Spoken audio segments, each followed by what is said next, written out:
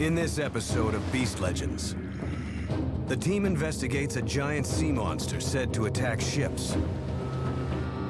I've never seen anything like that on any other animal. A creature with incredible intelligence and strength. That's on time, though. A creature fully loaded with weapons. This thing is gonna be the most fierce beast that I think we'll build. Absolutely insane. The team must face their fears as they search for the source of the Kraken. That's absolutely enormous. Stories of terrifying monsters are told the world over. Some are myths, but others are believed to be real. Now a team of investigators will track down clues and find evidence for the beast behind the legend. The quest to build the creature, bring it to life, and unleash it on the modern world.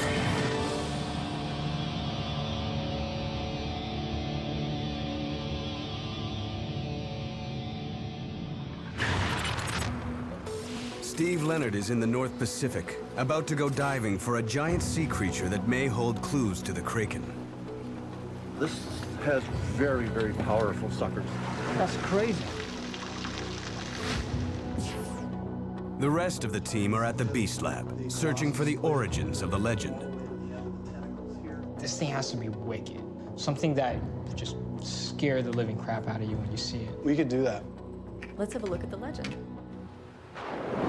Deep in the dark depths of distant seas, a predator lurks that strikes fear into the hearts of mariners. A vast writhing mass of muscle rising from the waves to tower above their masts. Mesmerizing men with its piercing gaze. Snapping ships with powerful limbs.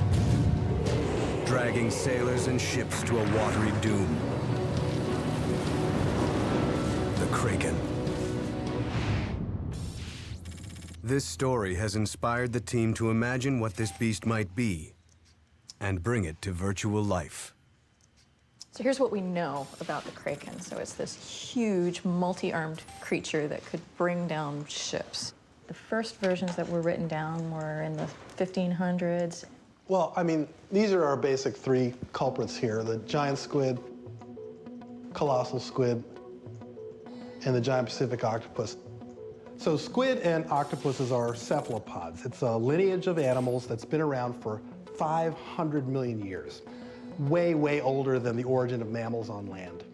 They're the biggest multi-armed animals in the world's oceans. Right, well, I think the best thing to do to make this Kraken really wicked is if we take the best of those three and make like a super beast. I mean, this is the Kraken. It's not a squid and it's not an octopus. Absolutely. The giant Pacific octopus is going to be our best bet. I mean, Steve's going to have a reasonable chance of finding one of those. These two, it's going to be virtually impossible.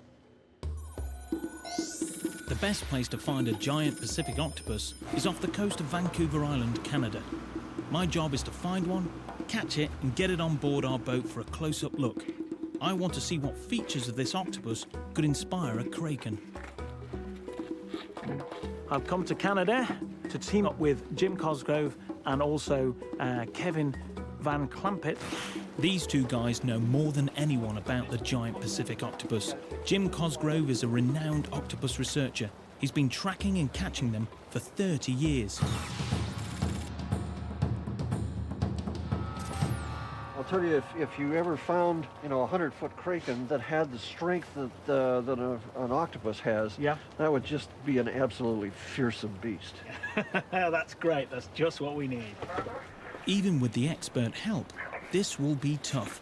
Octopuses are notoriously crafty and elusive. While we're dealing with this octopus, he may attach very firmly to our masks. Yep. And he may want to remove them. Okay. Bear in mind, he hasn't got vengeance or killing in mind initially. No, initially. Yeah, okay.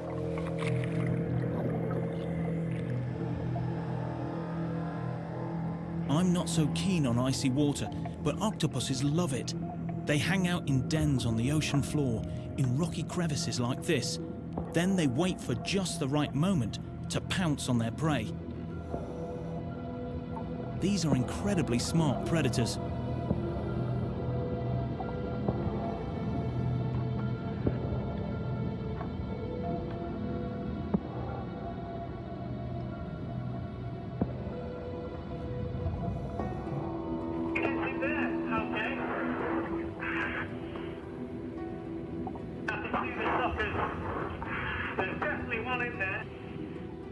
Where'd he go? Okay, found him. Kid, can you get him?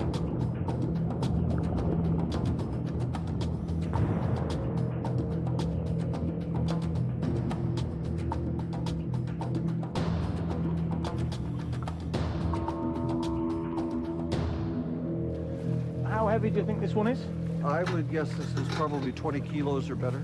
But this is nowhere near as big as they get. Oh, no, they get bigger. Up into 150 kilos. 150 kilos? Yeah. Oh, my hat, that is amazing. Isn't he a beautiful animal? That is spectacular. Yeah. And we just got to watch him because he's... Yeah, he will he's find gonna, his way out. Yeah, he's going to look for an exit. And, Yeah. Look, he's really hanging on to the... He's lifting that mat up. Yeah. And that's exactly how he would take apart a ship, the same way. He Yeah. would grab onto the side of the ship and then pull it apart. They're just all muscle by the sounds things. Yep. You know, Come muscle and and put a your brain. hands on him right now. Yeah? And just feel the flexing of the muscle. You put your hands where mine are. Oh, and yeah. Put a little bit of squeeze on him. Yeah. And you can feel his Oh, muscles yeah, flexing in underneath there. Absolutely, yeah. And then all these suckers, you know, acting like you say independently. Yeah. Oh, look at the size of them there as well. Yeah, about 1/3 of the way down the arms, you've got the great big suckers, and each one of those suckers can hold about 35 pounds. So he's got power. Excellent. He's getting shy. It's time to get this bad boy back in the ocean. But the guy is stubborn. He's clamped his suckers right onto the tank and will not budge. It wobbles, but you can just feel it's like a tree. Yeah, a tree bends, yeah, but you're not going to pull it up by its roots. No. Here he goes. Oh, here we now go. he's starting to move. There we go. Yeah. There we go. He's in. Yeah. You know, if he didn't decide to let go, You're not going to pull him no. up. It's not a big stretch for our Kraken to do this to a ship. No. Brilliant. Just what we need. Yep. We know from the legend that the Kraken is capable of taking down tall ships weighing 200 tons. So it has to be incredibly strong. It could definitely use the muscular arms and sucker strength of a giant Pacific. In fact, the first ever mention of a Kraken from 18th century Norway sounds just like an oversized octopus. A speckled brown animal with a broad head and arms that fluctuate like seaweed. I think an octopus is a good place to start. We definitely need something more aggressive. You know, I think we need something that will make it sharper and more menacing looking. Spikes. Spikes, you know. Lots and lots of spikes. I mean, spikes are, you know, there's nothing like this in the natural world. You don't need all these spikes. This looks like something out of a comic book. The thing is, I really want it to be more dangerous. Well, we can make it more fierce, but I mean, let's get our inspiration from the natural world. I mean, there's no reason to make stuff up. I think they're both right. The Kraken needs to be fiercer, but the natural world has plenty of that. Catherine's headed to France to meet a guy who had a terrifying encounter in 2003 with a Kraken-like beast. So I'm in Brest, France, in the North Atlantic, which is the right place to be for the Kraken legend, since this is where it all started. And I'm here to talk to a world-famous sailor named Didier Rago. So you've been sailing your whole life? Toute votre vie, vous avez navigué? J'ai débuté le bateau à la voile il y a une quarantaine d'années à peu près. Et on avait passé les Canaries, on était à peu près à 200 nautiques des Canaries, et c'est là qu'on a On a rencontré cette créature-là qui s'est accrochée au bateau, enfin du moins au safran du bateau. So it was attached to the boat?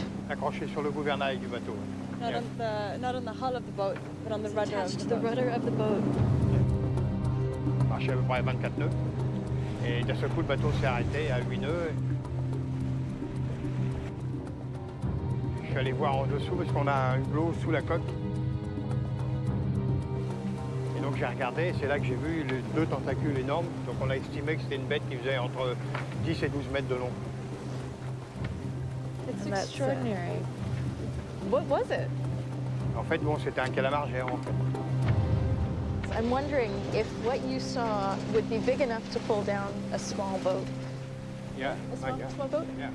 Je pense pas, mais il peut très bien le prendre sur un côté et le faire gîter et que le bateau se remplisse d'eau et après... This eyewitness account of a giant squid is extremely rare. These beasts are almost never seen alive. According to Didier, they might be strong enough to pull over a boat. Sounds like we need to add some squid features to our Kraken. That's crazy. I mean, what I like about that is that it went after the boat. That shows like a lot of aggression. That's what we need in our Kraken.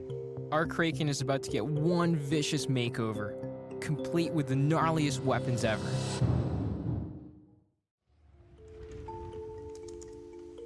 We're trying to build a Kraken, the biggest sea monster in history.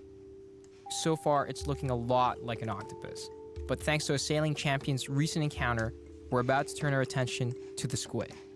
So we basically have no footage of a giant squid actually hunting. What I can show you is some footage of a humble squid. These guys are actually very aggressive. They've attacked divers before. They're attacking the camera right now, I think. Yeah. Oh, that's cool. And you can see they've got these amazing fins near the back that propel them forward and backward. They're very fast. So I think we'll have to have the fins in there, you know? We'll make it more That's right. agile, yeah? It's almost like a torpedo, you know? Yeah. All right, I'm gonna add the squid fins, but I'm gonna keep the octopus arms just because they look stronger.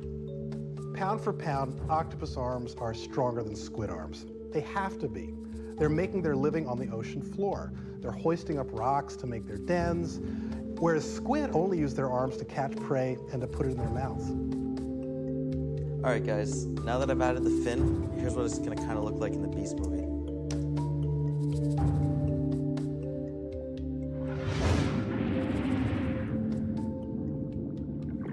Awesome. I like the way you combined and morphed the squid head with the octopus head, you know, a bit of the smarts and the speed at the same time. It still doesn't look mean enough, though. I mean, this thing has to be so scary, it's gonna scare the living crap out of a drunken sailor. Well, if you want bigger and badder, I know where you need to go. New Zealand. You and Steve need to get to Wellington. That's where you'll find the biggest, scariest, baddest colossal squid ever captured. This colossal squid that Francis and I are going to see was caught by accident in a fisherman's net. Super sweetness.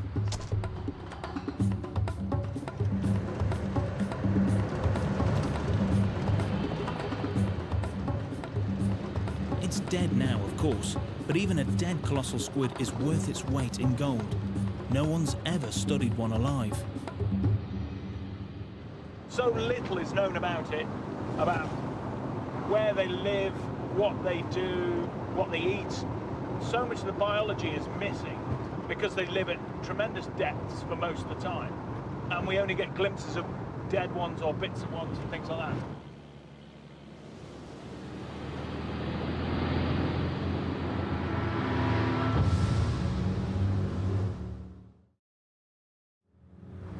The Museum of New Zealand has the world's only footage of a colossal squid when it was still alive.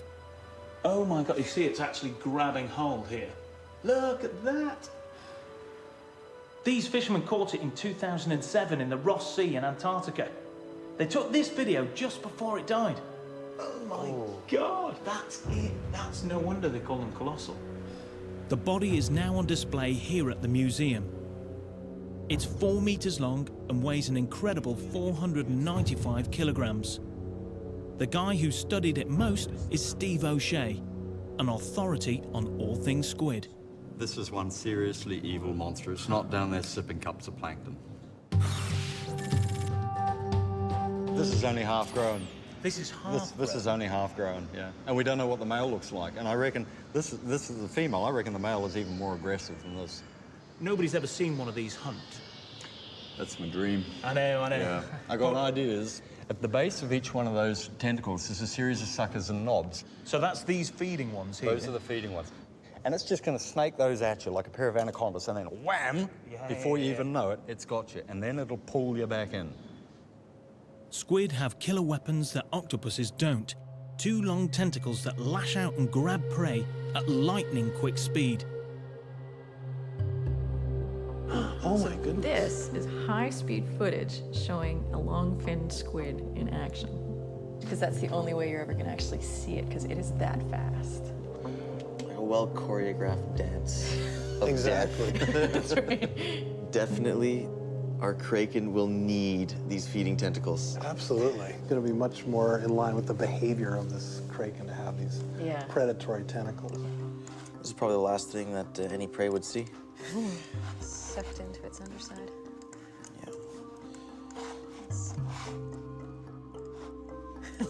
Wow. Wicked.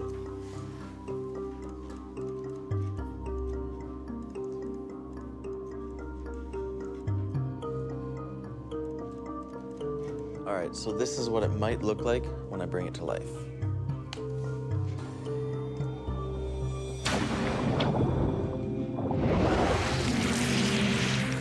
That's wicked.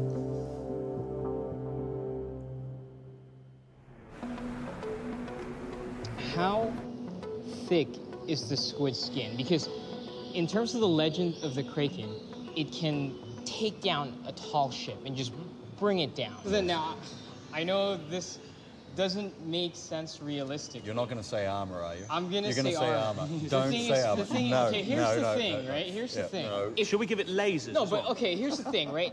I think adding something to the tentacle that will make it more powerful will make a difference between a Kraken and a colossal squid. What I would say is that we don't need to. We don't. Evolution has come up with a great design for taking down live prey.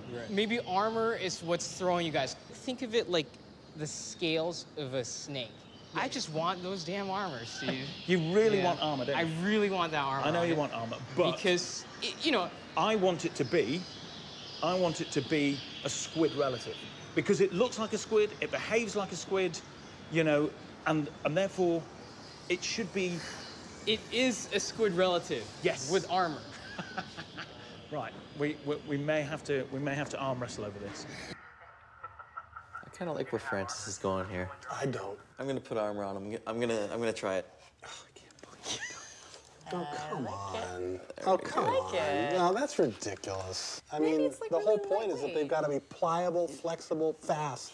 No, and you're right, though. They have to be really stretchy, Yeah, I mean, don't it's they? just not going to work. No, look, let's just leave the armor off. I mean, maybe we can make it big or fierce in other ways, but let's leave the armor off. Armor aside, what made the Kraken so terrifying was its incredible size and strength. As a Norwegian bishop wrote in 1755, the Kraken's arms reached as high as the mast of a mid-sized vessel. We need to find a tall ship, get out on the water, and figure out how our Kraken would take it down. Have you ever been on a boat in water doing this? Yeah. Good. Yep. And were you sick? Nope. Then I don't think you're going to see sick. You'll be fine. Easy for him to say. He can swim, I can't. Not a single stroke. Deep water, my absolute worst nightmare.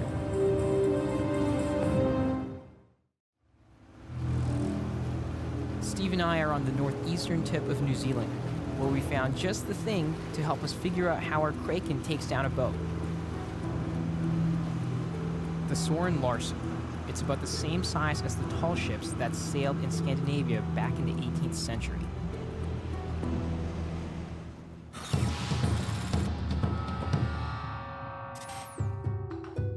A couple hundred years ago, sailors would have lived in boats just like this for months on end. I have no idea how they did it. Battling storms, swells, fearing death by tentacle. I'm still in the wrong place. Yeah, You can't really swim. Okay, this will be a big adventure then. Yeah, it is. The ship is 300 tons of solid oak. Our Kraken has to be truly massive to sink it. Oh, that is awesome. That's amazing. They're beautiful, aren't they? That's Kraken prey. It's too small for them. It's like a bite-sized appetizer. Yeah. There's plenty of prey out there. Large fin whales, sperm whales, blue whales. It could live off whales. Yeah. With all those tasty meals out there, why would a Kraken go after a ship, which is basically a bowl of wood? It makes no sense to me.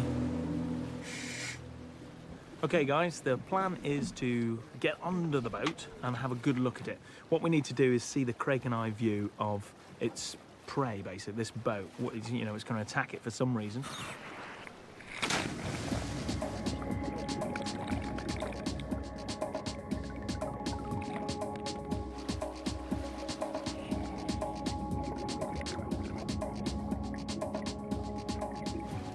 Can you see the bottom of the ocean? Over? The visibility is really bad. You can't really see very much at all. But you've got to remember that my eyes are very, very small compared to, you know, a squid or other septicons. And they can see much better in low light conditions. I think even they struggle to make anything out. If you look sideways down there, you can't see anything. You look up, you do get silhouettes. But it was enough to just get a bit of the silhouette of the boat, or not even? You can see a big lump, but in many ways that's interesting because you can't tell it's a boat. Yeah.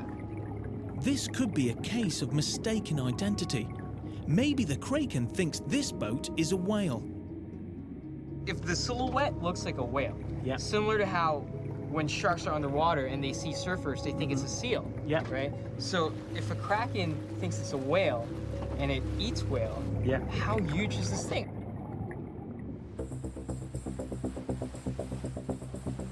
The Kraken could reach the top of the tallest mast. That is ridiculously high.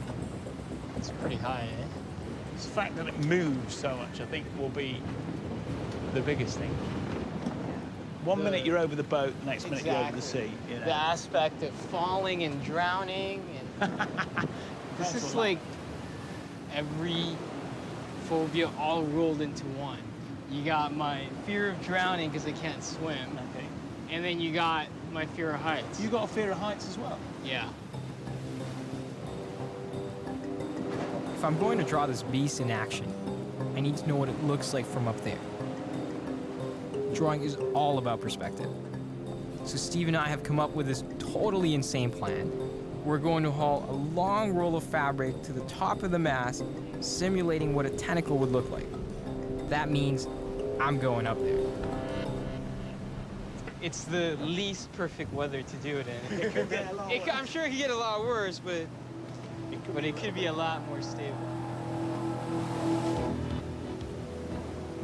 The ship's sailing at about 11 miles an hour. If I fall in, it ain't stopping. Basically, if I fall, I die.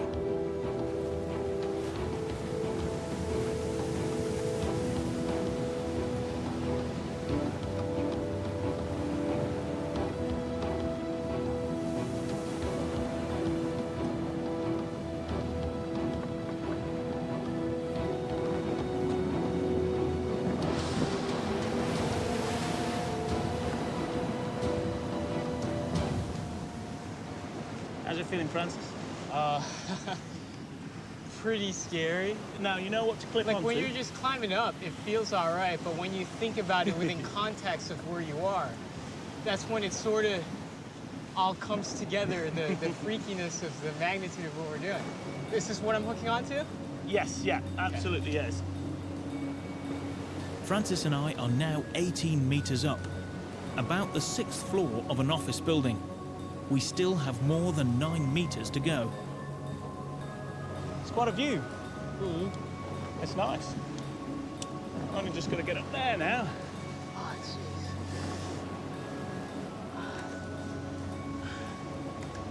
This is the scariest thing I've ever done.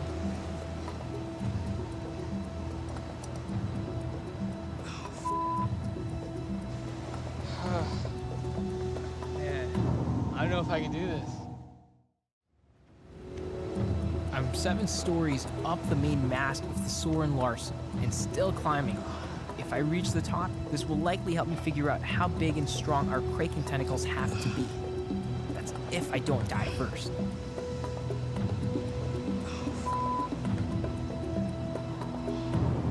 This is scary as hell, dude. I know that you're used to this, but this isn't my bag of tea, you know? Nope, I know what you're saying. This mast looks a lot taller from up here than it does down there, doesn't it? Jeez. Just stand up, slip inside. Were you in danger of having too much fun at any point? I was in danger of possibly needing new pants. Unbelievable. I actually made it, pants unsoiled, to 85 feet, as high as we can get. It's another 13 feet to the tip of the mast. Time to race our cloth tentacle. Oh, yeah! Oh, look at that! Great. Oh, I like it! That is great! Perfect. Oh, yeah! If that was like Kraken tentacles, it's gotta be the scariest thing. Yeah.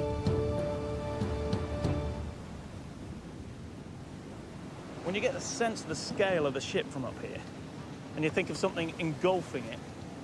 Now imagine like tentacles of freaking Kraken coming up this high. That is ridiculous. Yeah. Absolutely insane.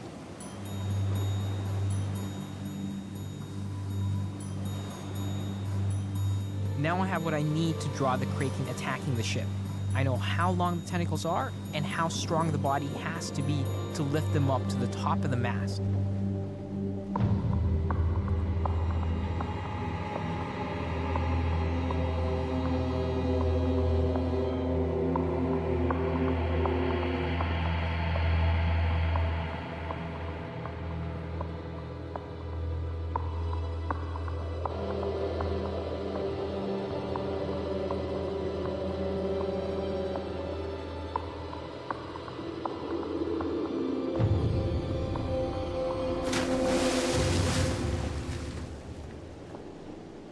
This thing is gonna be the most fierce beast that I think we'll build.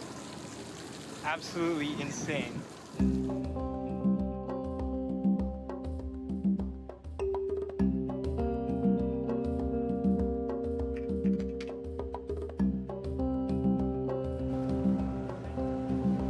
It's sad saying goodbye to the Soren Larsen, but now that we have our tentacles sorted, we need to find dry land and scale up the rest of our beast. We talked about scale on the ship, so we're gonna apply that hopefully on this beach. Using colossal squid morphology, I reckon the Kraken's body should be about the same length as the tentacles. These feeding tentacles, if they're going to reach the top of the mast, that's 100 foot. That makes the whole beastie 200 foot. Yeah. Okay. That looks about right. So, that's enormous. 200 feet. Yeah, that sounds pretty big. Okay, so we're gonna have to make this just a little bit bigger. A lot bigger. All right.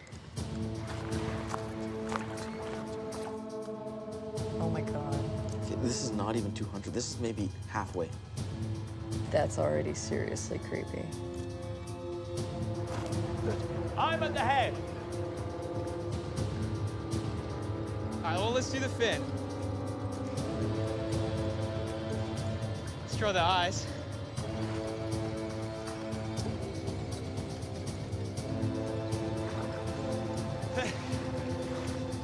So, the arms.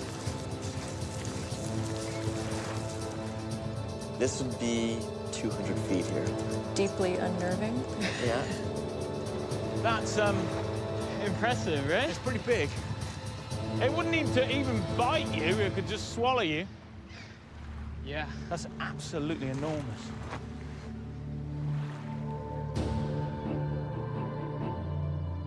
Our supersized cephalopod is the length of 5 city buses.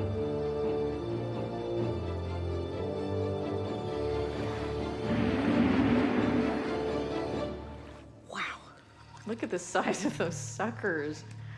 Any one of them would just engulf your entire body. All right, so now I gotta make these massive Kraken arms move. You know what's interesting? If you look at the word cephalopod and break it down, it just means head and foot. The head part is just about the intelligence. But if the feet, or the arms as we usually call them, they're just directly attached to the head. And they can be doing totally different things all at the same time. They move independently. And I think we need that for our Kraken.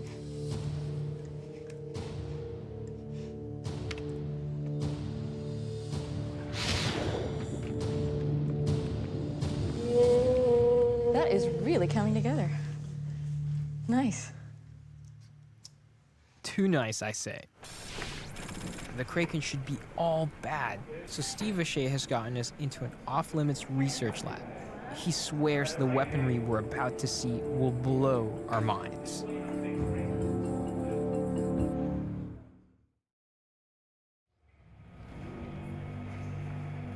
Steve and I are in a research lab in Wellington, New Zealand, looking for some wicked weapons to add to our Kraken. This giant squid is the grossest 15 feet of carcass I've ever seen.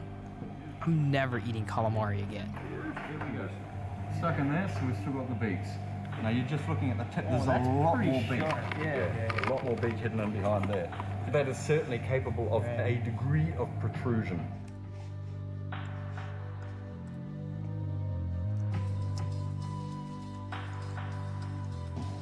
But look what you've got here. Now this is getting a bit meaner, do you think? Oh you like my that? God, yeah. Now that's from a fully mature female, I'd say. So he's got the serrated ring. Yeah. Is that evil enough for you? What about longer? You want bigger and longer. You want like spikier. teeth.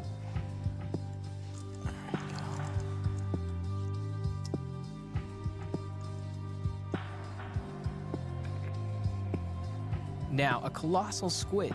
Its tentacles take evil to a whole new level. Look at that. Thought you might like Yeah, that. that's what I'm talking about. It feels almost mechanical. It's very strange. I've never seen anything like that on any other animal before. That degree of rotation is amazing. That's going to stop them snapping off.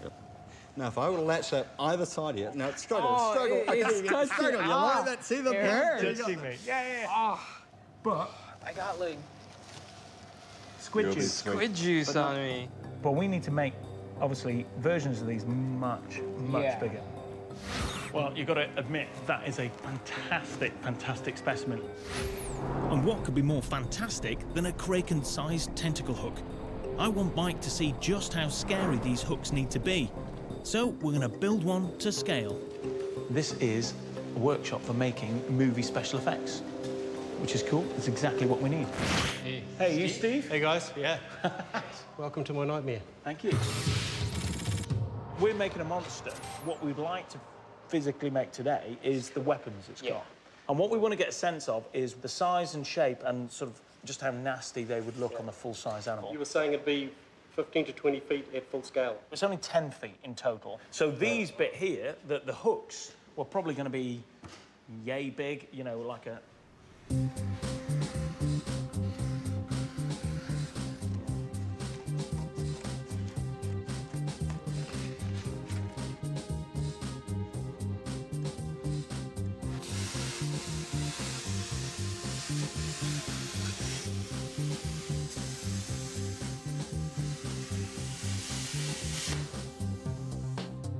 Okay. That's truly evil. This is when you find out that I'm your father.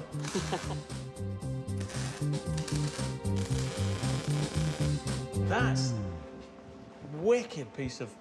That's just like one out of... Probably, 20, 30 each side, Damn. in the finished beast.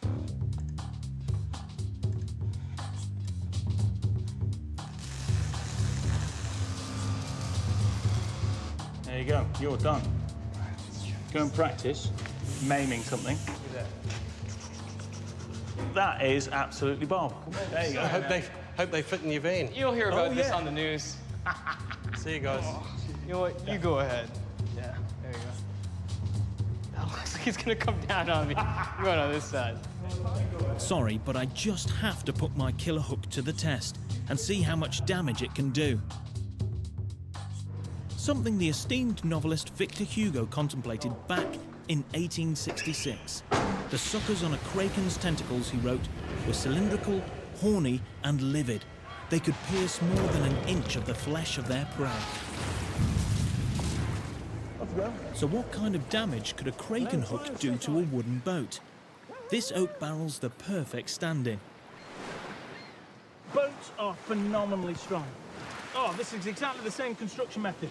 Nice seams. Is it thicker than this even? Oh, way thicker than this. Yeah. All right. So give it a good twirl. Oh. It's definitely not going to slice it in half. Let's compare the damage. Look, that's the deepest we got. Yeah, it's nothing, is it? So I think the Kraken is going to use these hooks to hang on. Just to hang on. And then the then sheer bring weight. it in and then like bear hug crush it, you know? Okay, bear hug crush that. Go for Imagine it. It's really, really strong, right? It's made of muscle. It's made of the same things. So what I think happens is our Kraken grabs hold of it, and it's the sheer weight that it sinks it.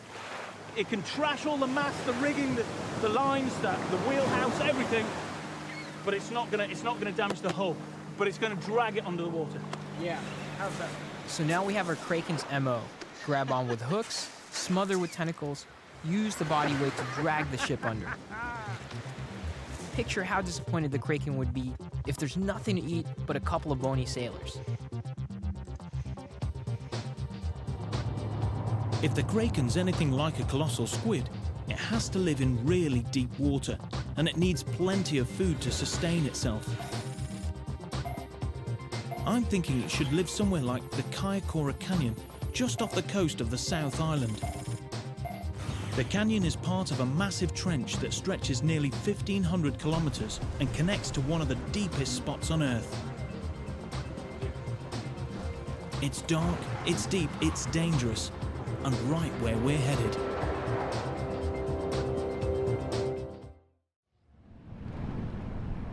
Francis and I have just reached the Kaikoura Canyon in New Zealand, where we hope to find the Kraken's perfect meal. These waters are an all-you-can-eat, pile-up-the-plate seafood buffet. These are fur seals, but they're like a sea lion. But the reason they're here in the first place, and the reason there's so much kelp and everything else, is because this is such a rich sea. And there's plenty more animal species farther out in the canyon. The strong currents make it way too dangerous for diving.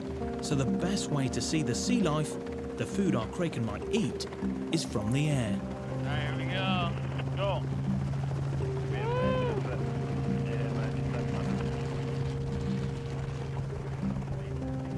About a kilometre offshore, the canyon drops down to a whopping 800 metres. The currents push nutrient-rich water up against the wall, attracting fish, which bring in bigger animals like dolphins. Oh, wow, look at that. I mean, this would be like equivalent to a shrimp platter for a Kraken. At the top of the food chain is the world's largest carnivore, the sperm whale. Oh, beautiful. Oh, wow, look at that. Well, what it's doing is re-oxygenating. And after about 6 or 7 minutes of doing this, he's going to dive away and be gone for around about 45 minutes. That is so average. Cool. But the longest recorded dive out here is 2 hours and 17 minutes. 2 hours and 70 minutes, that's mental. They're quite capable of diving up to 2,000 metres. One sperm whale is 90,000 pounds of blubbery flesh. High fat, high cal. Just what a Kraken needs to get through a day. He's diving. There you go. Watch his tail now, Francis. There it goes. Classic. Look at that. That's absolutely gorgeous. Okay, guys, this is where we're going to make our Kraken live. We want it to live in deep water with lots of things for it to feed on. The sperm whale can devour giant and colossal squid. We know this from the scars on their bodies and the beaks in their stomachs. But one-on-one against a kraken, my money's on the kraken. Now that we've figured out where our kraken lives and what it eats, we can put the finishing touches on our beast. So it's over and out from New Zealand. We've got a beast movie to watch. Let's take a peek at this thing.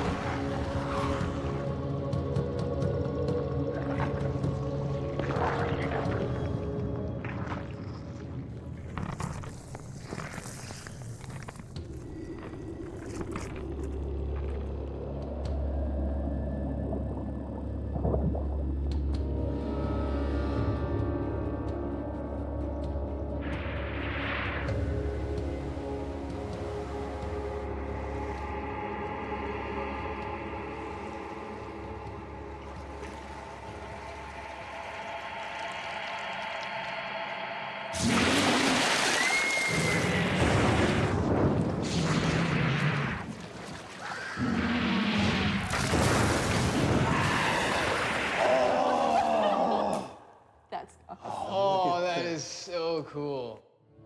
The key to building this beast? Figuring out how a sea monster could take down a tall ship. By giving our kraken the intellect and arms of an octopus, the vicious weaponry and tentacles of a squid, and all blown up to gargantuan size, we've got ourselves a beast legend.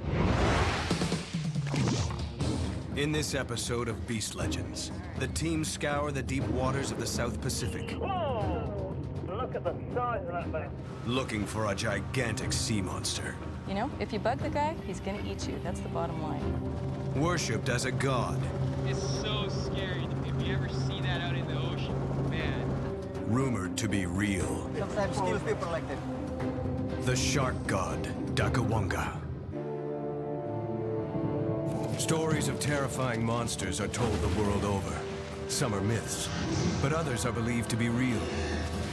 Now a team of investigators will track down clues and find evidence for the beast behind the legend. The quest to build the creature, bring it to life, and unleash it on the modern world.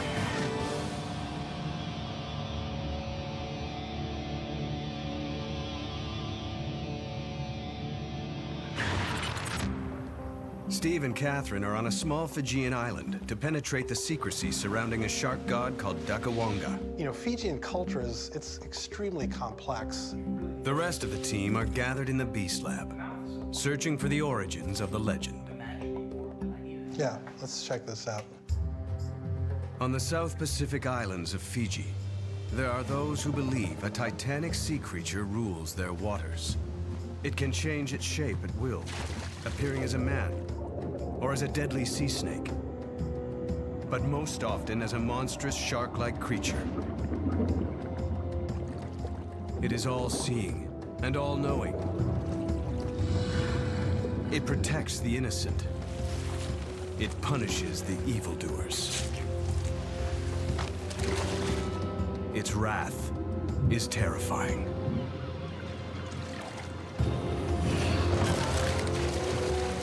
Dakuwaqa, the shark god.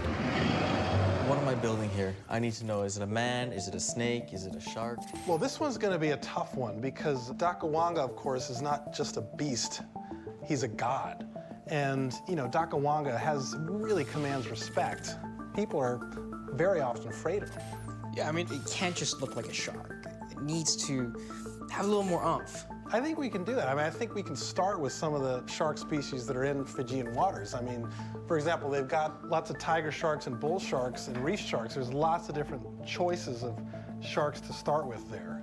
Tiger sharks are probably not going to be around. I mean, they're migratory. They're going to mostly be in Australia around this time. But bull sharks and reef sharks, those are a good bet. They're pretty common, and we really need to get some good looks at those.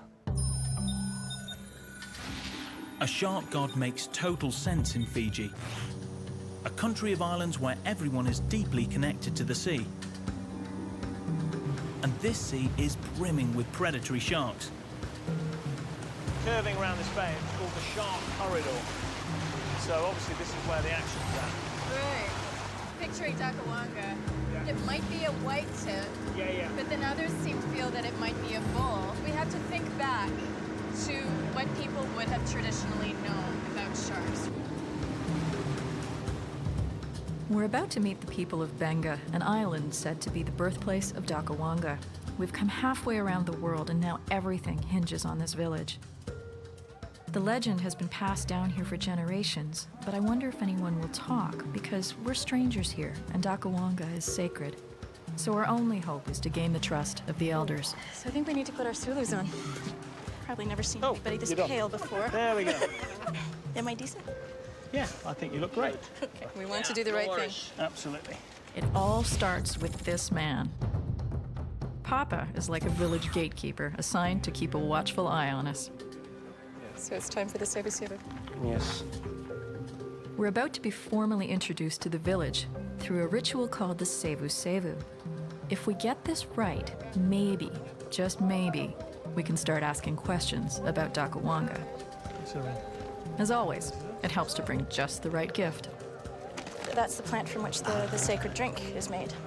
Yeah, and so it's customary to present that as a gift.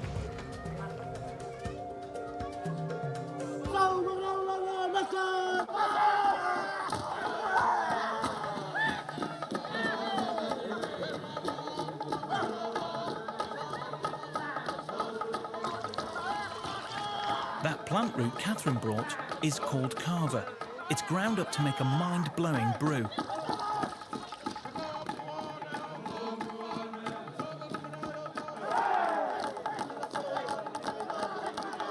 As the guests of honor, we're expected to drink.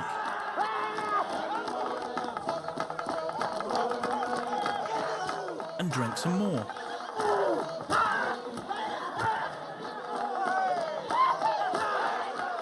And some more. I can't feel my tongue. All so we can learn about Dakuwaqa. Oh, it's me. This is my kind of research.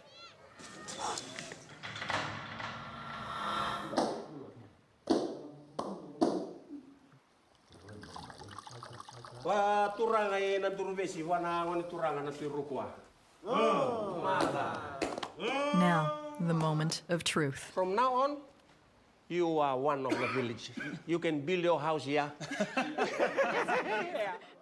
That means we can start to unravel the mysteries of a powerful sea god. The song is about Dakuwaqa himself. It's a sacred song performed for generations in Dakuwaqa's honor, and now it's entrusted to us. We're no longer guests, we're fellow villagers, and all doors are open to us.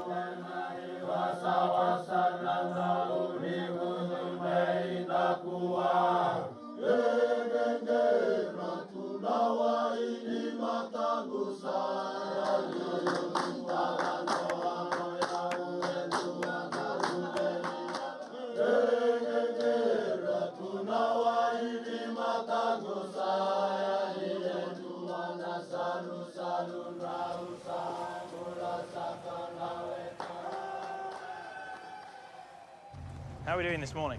The next morning, after our carver heads have cleared, Good to see you. Welcome on board. How are you, Catherine? Papa is ready to answer our questions about the legend of Dakuwaqa.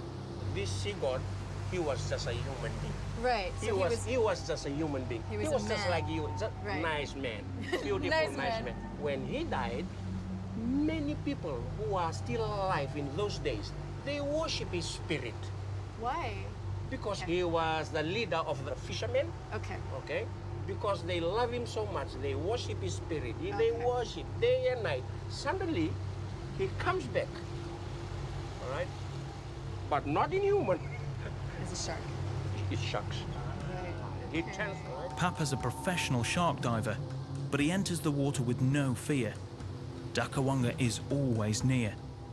We know that this God, he protects us. Okay. Wherever we go, in the ocean, where? He protects us. He protects you. I see hundreds of sharks. Hi guys. Hello. Yeah, just like that. Yeah. You're not afraid of them. They're not afraid of you. Clearly, this is more than a simple bedtime story. People here have so much faith in their sea god, they're willing to risk their lives every day.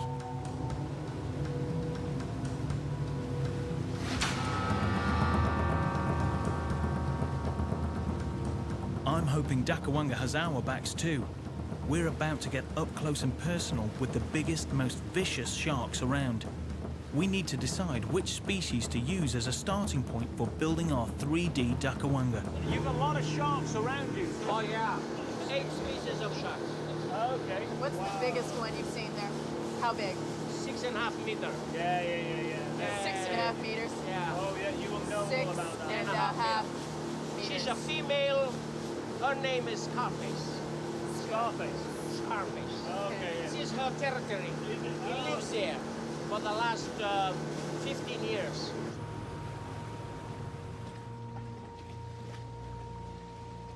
If you're going down too quickly, I will basically hang on to you. This is Catherine's first time diving with sharks. In just a few minutes, she'll be surrounded by them. How many sharks did you say? How many sharks are down there? Yeah. Of which species? The grand total. The grand Give me total. grand total. Maybe 100? 100 sharks. But you won't even look at the small ones. No. Once no. you've seen the big ones. This is insane. It's a bad thing to be shaking. Okay, I'm going to bring this little camera with us. Okay. And then we'll be able to send that back to the guys. All right, are we ready? Aye, let's go. We have no cages, nothing but wetsuits between us and the shark's teeth. These sharks are used to being fed by local divers, but they are wild animals and unpredictable. Hey there, can you hear me? I can hear you. Can you hear me? I can hear you. 9 meters from the surface, we're in the shark zone. So it's all the white tips to start off with. Fairly beautiful. Super sleek, like little torpedoes. Real little sort of speedsters. So they don't look that threatening. I can't see them protecting a whole island. So let's go a little bit deeper and see if we can find some big boys. I really want to see some bull sharks. They're one of the most aggressive shark species in the world. Worse even than great whites. The way they attack is that they tend to circle and bump into their prey, and that can be humans as well. Sort of sizing them up, and then they'll just take a big lump out of you. And they'll just keep circling, coming back and nailing you and nailing you. Whoa! Bull sharks over there! They're coming right at us! Catherine and I are in very deep water here in the South Pacific as some 5-meter bull sharks head right for us. Whoa! Look at that! We're here to investigate the shark god Dakuwaqa. These guys will put the fear of God in anyone. These things are huge. Very blunt, square nose on the front, big nose at the back. If I wanted to have a god protecting my village, this is exactly what I would pick, and I would have it circling around in the bay right in front of me. You can't be watching behind you all the time, which is why I'm glad Steve's looking over my shoulder. You are, right? Oh, yeah. There still will... Oh, there, bull shark.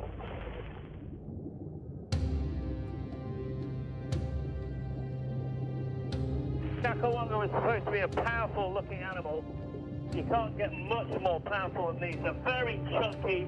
They're not very hydrodynamic. They don't look like they can swim particularly quick, but one of these things came up and bumped you. Oh my God, you would just absolutely crap yourself. We need a good look at the teeth. Dakuwaqa should have the most ferocious jaws in the ocean. Oh yeah, look at the size of that thing. That's enormous. Wow.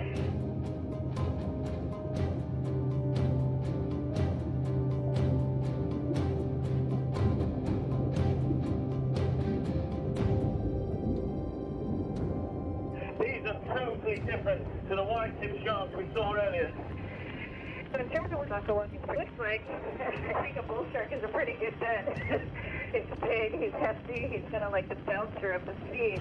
He'd look after you if he was on your side, but on the other hand, if you were doing something wrong and needed punishing, this would be exactly the animal to do it. So, for a start, we should consider the bull shark for Dakuwaqa and see where we go from there.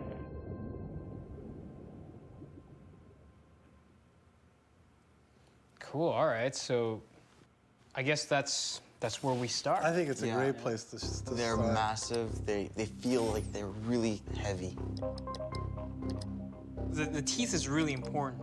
It's hard to see the teeth sometimes because they're so busy going after these fish. We'll figure out the teeth later. I mean, for now, let's go with the bull shark body. I mean, I like the girth and the weight that it has on it, but it's not just any bull shark. It has to be different. This is the chosen one of sharks. You know, this is the one. I think Francis is on the right track. According to the legend, Dakuwaqa is far more than a shark. He's bigger, stronger, smarter, an all-powerful arbiter of the ocean. Catherine and I have decided to divide and conquer to find out more about his godly powers. What can you tell me about Dakuwaqa? In terms of powers, in terms of what did it... Sometimes kill people like that. By biting them in the sea? Or? Bite them in the sea. Like put them if along some the of us sea. doing something wrong, and it might come after you. Yeah. Oh, okay. So it can be sent after people who. Okay. Good. Thank you. Yeah, Dakuwaqa, the shark god. And this is what all the children learn. The huge form of the shark god was like a sea spirit. His triangular fin was raised high above water like a sail. It was because So the young woman reading to me from this textbook talks about this story where there's a war between clans, a war between gods, and the upshot is the guy from another place, a Tongan, mouths off to Dakuwaqa. He insults Dakuwaqa, who had actually been busy protecting people, and then Dakuwaqa eats him, for Dakuwaqa never forgets an insult. You know, if you bug the guy, he's gonna eat you. That's the bottom line. So basically, Dakuwaqa is like an all-seeing, all-knowing god. He just patrols the ocean and just sees everything that's going on in it. It's almost like he's super smart in that he can pick and choose who he goes after. Well, sharks are pretty smart. I mean, I'm not saying they can discriminate between good and evil, but they're actually very good at sizing up their prey and knowing when to go in and when not to. And that's partly because they have such amazing senses. I mean, they can sense more than humans can. So we gotta give this shark some super-powered senses to make him the ultimate predator. I think what we need to do then is see these senses in action. And I know just the place. Somewhere we can get our hands on some sharks, literally. A remote research station on a small island in the Bahamas called Bimini. In the past 20 years, this tiny place has built a worldwide reputation for research into the biology of sharks. It's one of the world's centers for shark research. We need to learn about the different kinds of senses. I mean, it's really the senses that make sharks the amazing predators they are. Right. And Doc Gruber is just legendary for his expertise about sharks, his knowledge about shark diversity. Hello, gentlemen. You must be Doc Gruber. Last time I checked. Are we ready to go play with sharks? Yeah, we are. Let's get to it.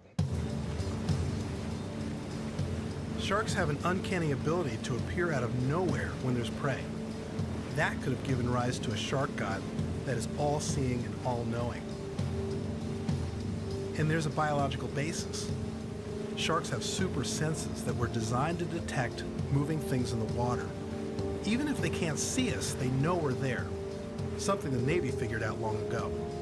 During the Cold War, Canadian and American navies had submarines out there that had eyes and ears, which were long-towed acoustical arrays that put out electric fields.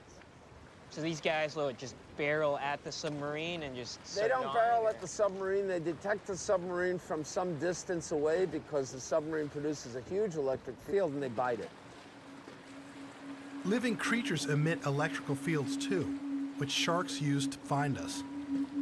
With Doc Gruber, we've designed a device to show exactly how this superpower works.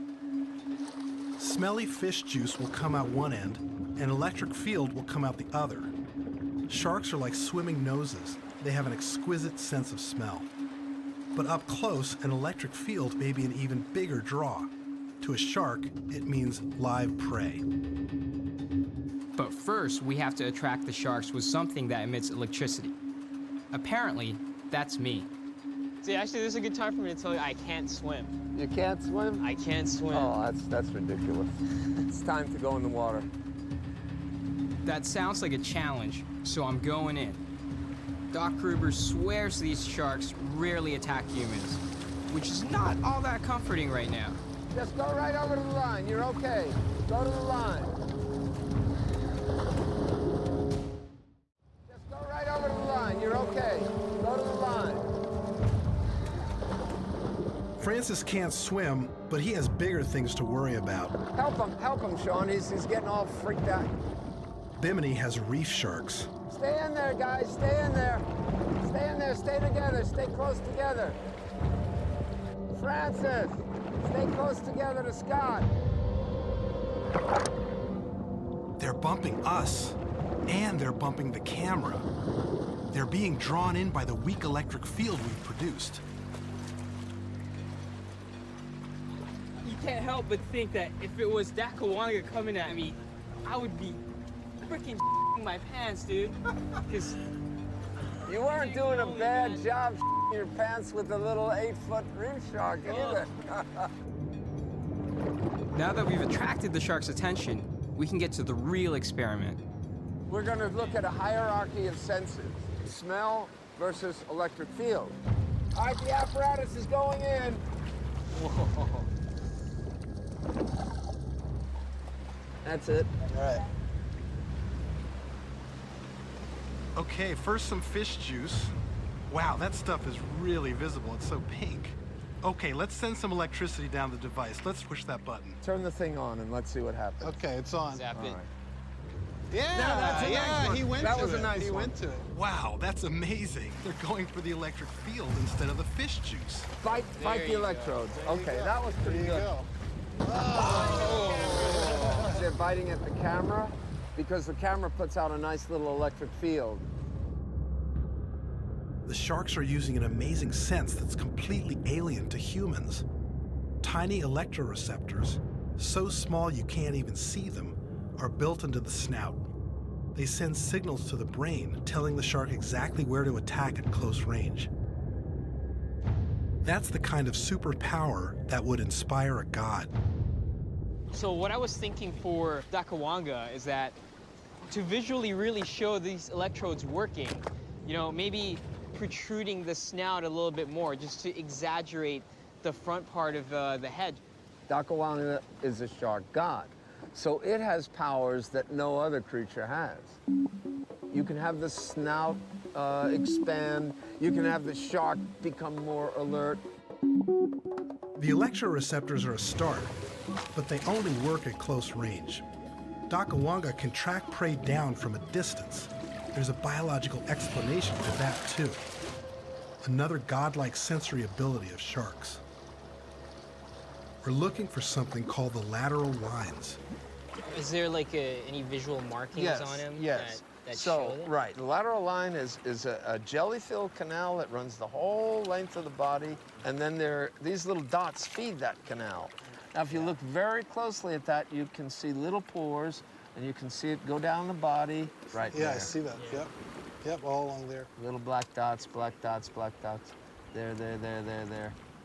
Those tiny dots are filled with sensory cells that pick up minute vibrations in the water. In combination with an acute sense of hearing, they tell the shark where the prey is and which way it's moving. So even at a distance, a shark can hunt you down.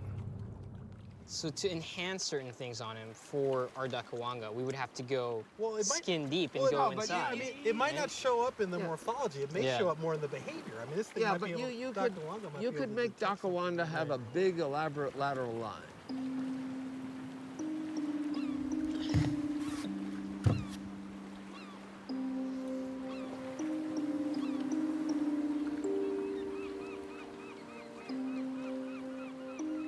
The lateral line would be, it's quite faint, you know, it's not very visible. And I think if we can just exaggerate the way it looks by making it larger, perhaps it will be just more menacing, you know? So if we do a bunch.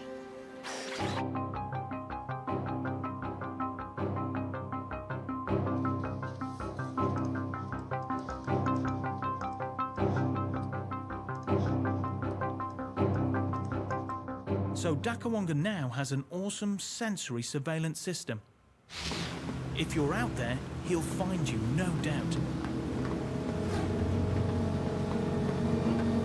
But the scariest part comes next, the attack. And that is all about the teeth.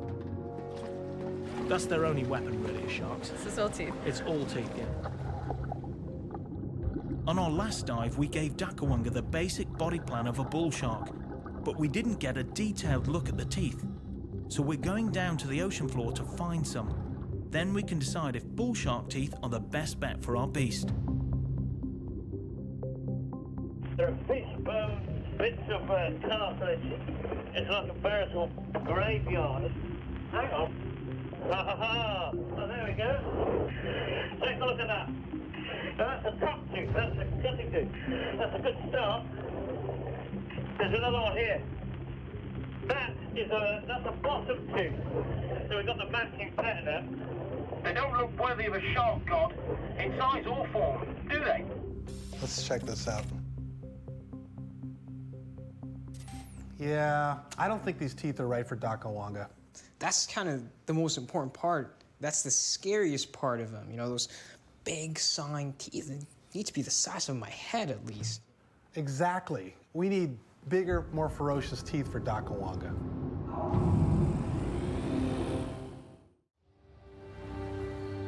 Scott and I are in Gainesville, Florida, shopping for the biggest, baddest shark teeth on the planet. Teeth to fit the most fearsome beast in Fijian waters, the shark god, Dakuwaqa. If we're talking mega jaws, this museum is the place to be. Ah, we've got sharks, that's for sure. Oh, wow. This is amazing. It has one of the world's largest collections of shark's teeth. And this is the guy to talk to. George runs the International Shark Attack File. Basically, if a shark bites a human, he figures out who did it. I've never seen this many shark jaws in one place. Turns out every shark species has slightly different teeth. George uses them like a fingerprint ID. This is a bull here. This is what Steve and Catherine were looking at in Fiji. Boy, look at the serrations on those teeth. These big species like whites and tigers and bulls, they all have serrations on the teeth. With those teeth, they're like little steak knife edges on them. And you can imagine when this thing goes like this, that becomes saw-like. I like the triangular shape, but I'm not sure these are powerful enough for Dakuwaqa. So many rows of teeth, it's incredible. What happens is each of these rows rotates outwards. It's like a conveyor belt, so when this thing breaks, these things just rotate out? Precisely.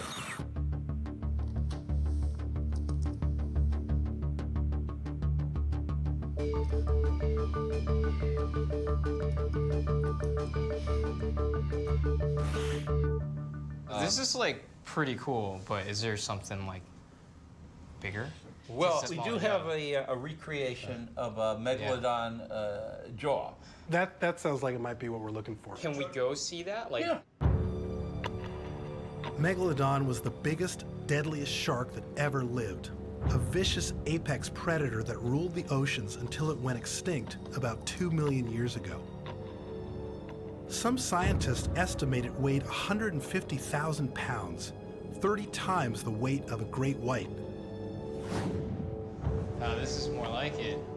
No one knows exactly how big it was or what it looked like. Virtually all we have are the teeth.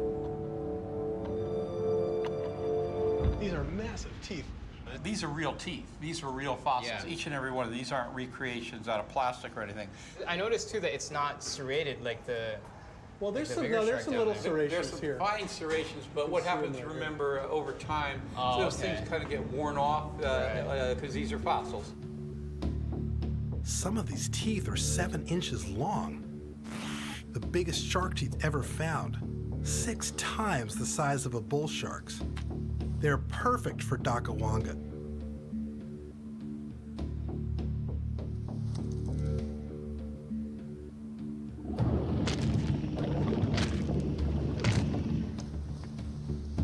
Using the jaw as a guide, we can scale up our beast. I want to stay within the size limits dictated by biology, so Dakuwaqa shouldn't be any bigger than Megalodon. How big is this? That's 6.5 feet across. Okay, 6.5 feet across. 6.5 feet? So it's 6 feet up, right? Yeah. What would the length of this shark would be? This Like would a be white about shark, 60 feet long. Okay. We'll go with a bull shark's body shape, scaled up to the size of a megalodon. It's open, it kind of. Yeah, you've got like that, it going like right? that. So then we're going to have to look carefully at proportions. Yeah. It's going to have a bit of a belly. Yeah. Plus you'll have a dorsal fin, a big tall dorsal fin. There's another smaller fin there, a second dorsal fin, right? And then of course you got a pair of fins, one on each side over here, that come back like this along the side. They're Oh, kinda okay, like, so it comes more sideways. Yeah, there you go. Well, Megalodon fed on whales and dolphins and other fast-moving prey, so it must have moved fairly quickly. I'm thinking it had a really big tail fin. This shape is important because the difference between a bull shark tail and that of a white shark or a megalodon would be that the megalodon or white would have had an equal size lower lobe. Okay. That's the sign of an animal that can move very fast. Right. If you were like creating something badass, you would probably want to give it something like that. Why not? Put afterburners on it. See now we're thinking the same thing, right? You know?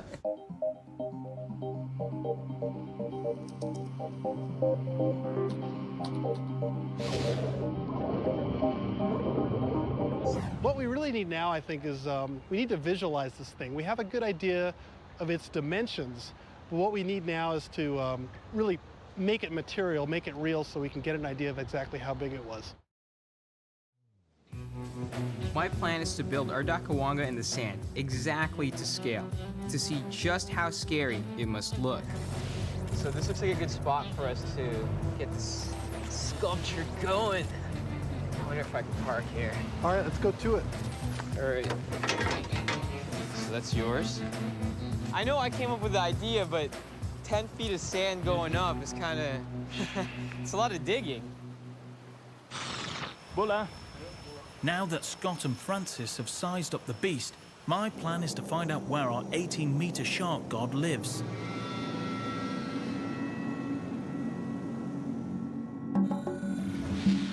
According to the locals, Dakuwaqa left his birthplace on Benga and now rules the waters around the island of Taveuni.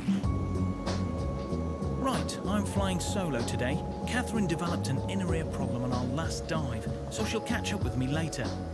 Okay, so I landed on the island of Taveuni and we're going to a village of Somo. I'm struggling to remember all of these names, but that's the village that belongs to the people that some refer to as the Shark Clan. Dakuwaqa is said to have followed fishermen to this region hundreds of years ago. He made a home near the village and has been their protector ever since. They call themselves the Shark Clan in his honor. I need to find out exactly where their shark god lives. It'll take about 150 tons of Florida sand to build our big beach Dakuwaqa. How do you move that much sand with just a couple of shovels? You don't. Oh, awesome. This is awesome. I brought some help. This is amazing. You can still keep shoveling, though. So this is Dave? We need the bulldozer, but the guy who came with it is just as important. How do you build a giant shark fin out of sand anyway? Because it's gonna slope. Yeah, exactly. So I'm happy with that height there. Since we're drawing a crowd, I figured we might as well sign up some recruits. Hey, you guys want to help sculpt the shark? Do we have any more volunteers over there? All right, here we go. What about you guys? Can we put the Labrador to work? If we can just pour the water in here. This will be a massive tail fin.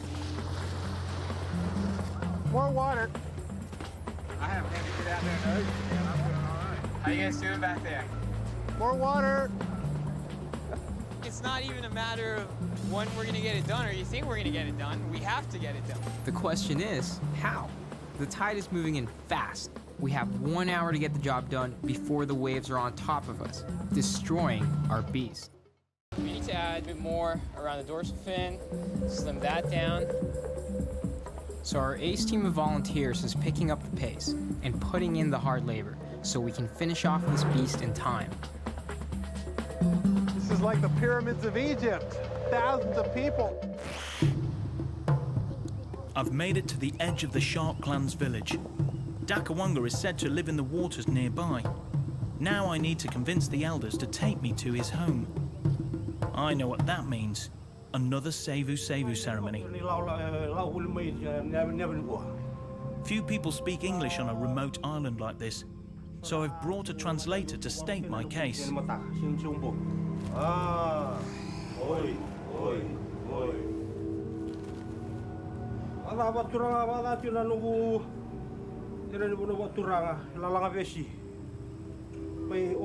Hang on, this doesn't look anything like the last ceremony. No dancing, no drinking.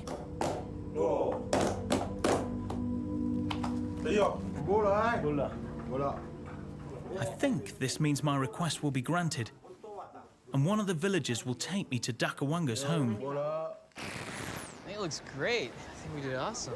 It's nice to see it from here, but I think it would be even nicer to get a true sense of scale to see it from up there. How are you gonna get that perspective? I'm gonna borrow that lady's board and parachute up. No. We'll figure it out, something out.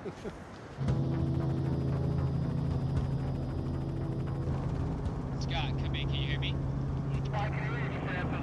What do you want me to do to get some scale on this? Scott, why don't you get down in front of its mouth and pretend like it's about to eat you?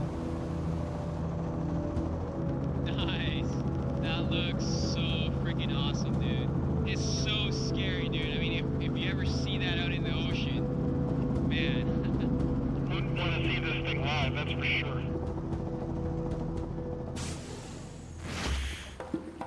I'm heading towards the place locals revere as Dakuwaqa's home.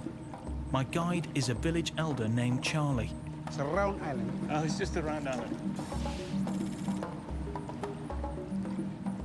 This doesn't look like a sea god's home. It's nowhere near as impressive as I'd hoped. We go there? Yeah. But an island does make some sense. Dakuwaqa does leave his shark form behind at times. This must be his home on land. Yeah, come here. Okay. Come and see the sea snake.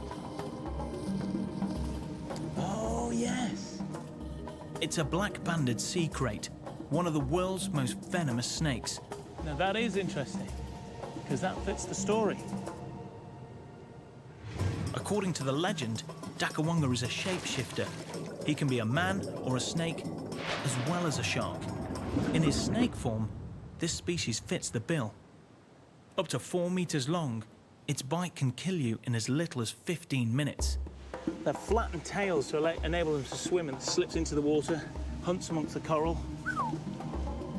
but we're building Dakuwaqa in his shark form, his main incarnation. Charlie tells me that as a shark, Dakuwaqa lives in an underwater cave nearby. He agrees to take me there. Okay, it's time to size up our beast. Can you make the human lie down? Because I was lying down. Yeah, not a problem. So if we put him right up close. Okay. Yeah, that's about the right scale. I would not want to be lying there if this thing was on the beach. Scott did. Pull it down so that we can recreate what I saw. So it's like that. Look how huge that is. That's about right. That's what I saw from up there. Yeah, I can imagine. So it looks like we have our scale. Yeah. Absolutely, That's looking really good. All right, now we need to know where he lives so I can bring him to life in his natural environment. So this is the moment I've been waiting for. I'm finally heading to Dakuwaqa's underwater home. And Catherine has caught up with me just in time. This underwater sort of cave, trench, hole, whatever it is, could be the spot to have a look at. A cave makes sense to me. Lots of big sharks rest in caves, including bull sharks. They return to the same cave time and again. That sounds like home to me. So who knows what we'll find tucked away in some dark corner of the ocean. Oh, I'm so jealous. Catherine still isn't cleared to dive, so it's all up to me.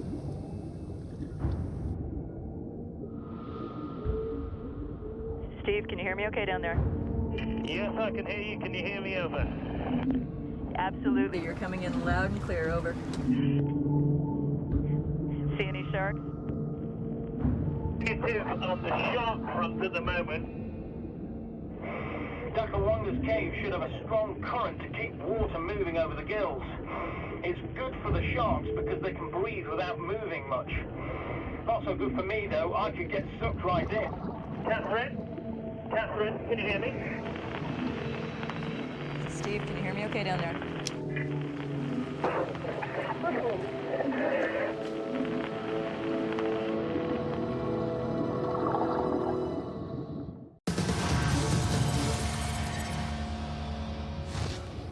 Can you hear me now, Catherine? Yes, I can. Oh, there we go. I think I've found the legendary cave where locals say the shark god Dakuwaqa lives. It's big, it's hidden away, but what's inside? Just gonna have a peek inside to see if there's anything living in there.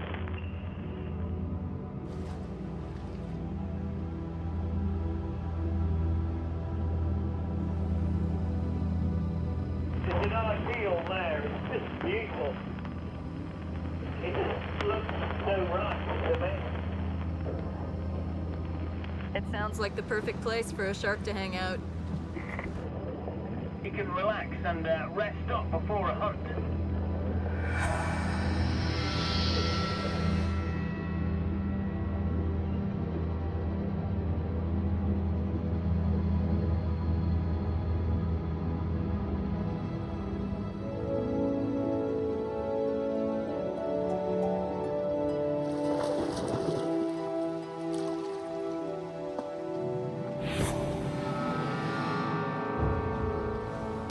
So finally, we've figured out where Dakuwaqa lives, the last piece of our puzzle.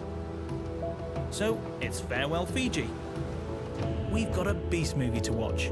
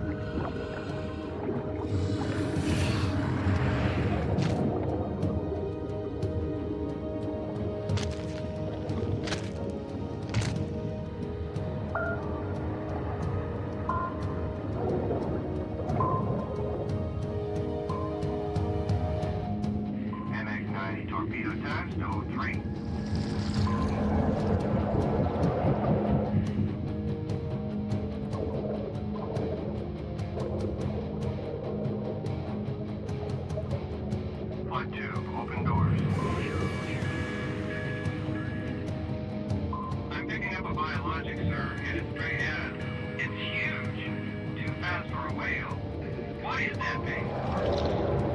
Begin countdown. 10, 9, 8, 7, 6, 5. Do not hold the launch. 2, 1.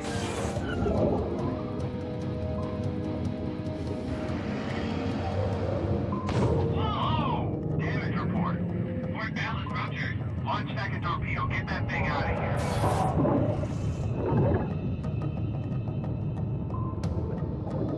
Starboard 45 degrees. Bring her about. Bring her about. He's coming at us. Brace for impact. Communications down. Launch the emergency transponder. We're going down. We're going down.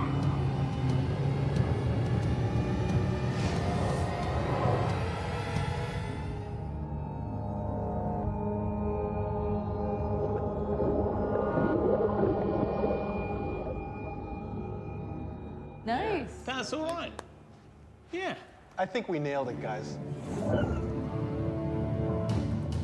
The key to building this beast, making it unlike any other shark known to man.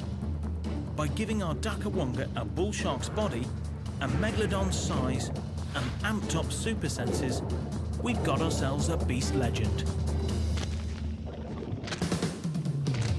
In this episode of Beast Legends, the team digs up an ancient mystery in the southwestern United States.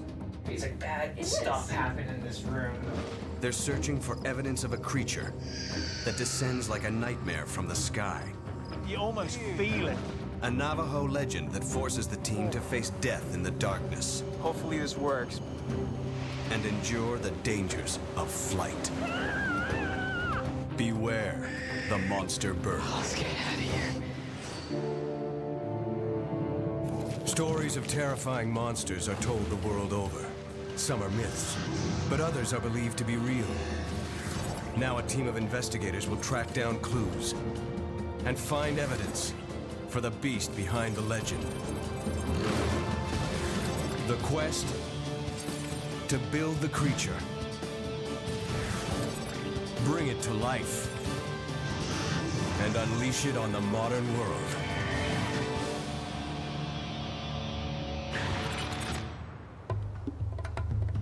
Francis is in New Mexico, home of the monster bird. He is here to find clues about what this monstrous man-eating bird may look like. Go, come on, dude. Scott is investigating the vicious behavior of birds of prey. Wow. Oh my goodness. The rest of the team are in the Beast Lab, searching for the source of the legend. Yeah. This isn't just a fairy tale for the Navajo or Diné people. Monster bird was real and is real. All right, guys, check this out. On the lands of the Navajo Nation, on a mountain called Shiprock, a giant monster bird reigns. With 2 hungry mouths to feed, it soars above the desert, hunting for human prey, snatching victims with razor-sharp claws, dropping them to their death. Say Nahale, one who smashes on rocks. It is the monster bird. This story has inspired the team to imagine what this beast might be and to bring it to virtual life. And this is going to be a cool one to build, but challenging. It's going to be very challenging because biologically it throws up quite a few problems. A, this bird is huge, it's monstrous. It would have to be. It would have to be, you know, to be able to pick a human up, be able to carry it into the air and dropping it. Yeah. You know, and to be fair, there hasn't been anything, you know, around in human history that has been able to do that. So we're really starting from scratch here. Right. I think that what we should do now is get more information directly from the Navajo people about the story. Yeah, if we know the sort of bird we're looking at, then we can start to work out just how big it's going to be. Well, let's send Francis to Shiprock. Perfect. In order to build our 3D monster bird, we need more information about what the beast looks like. So we've sent Francis on a mission to the home of the monster bird. And we've rented him a horse, which unfortunately doesn't come with a manual. Whoa, this way, buddy. Let's go, come on. Go, come on, dude. Let's go. All right, come on, buddy. Whoa. Now that my horse and I have finally come to an understanding, I'm headed in the right direction. Whoa. The guy I'm going to meet is a Navajo archaeologist and the son of a medicine man. Hey, Francis! He has details of a story about how monster bird attacks, and he's agreed to tell me. I'm glad you came down. I feel honored that you guys are letting me in on the story, you know, because I know you don't usually just put it out there like that. Well, in the Western world, it would be considered like it's a myth. Yeah.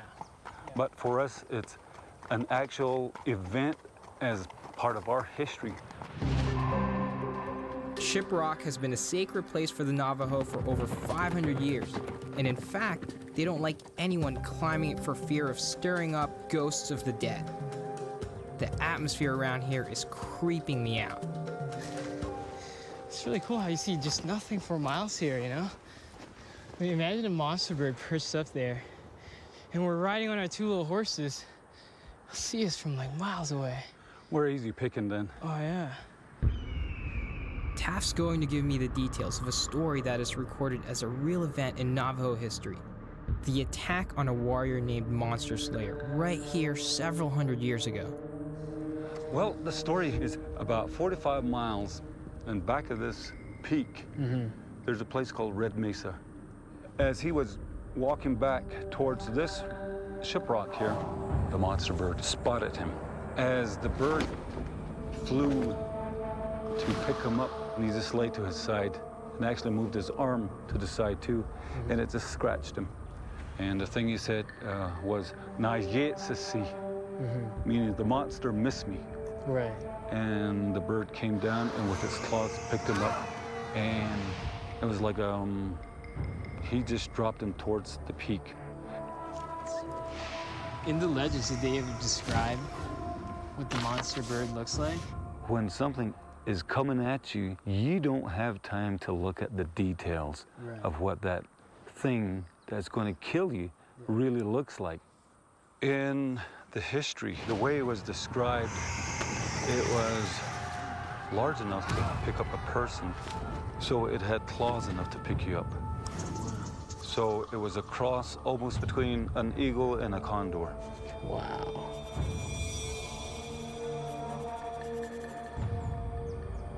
This is probably what you would see. As it's coming towards you. As it's coming towards right. you. Okay, we've got a few leads. We need to look at condors and eagles, and this beast is definitely big enough to carry away a grown man.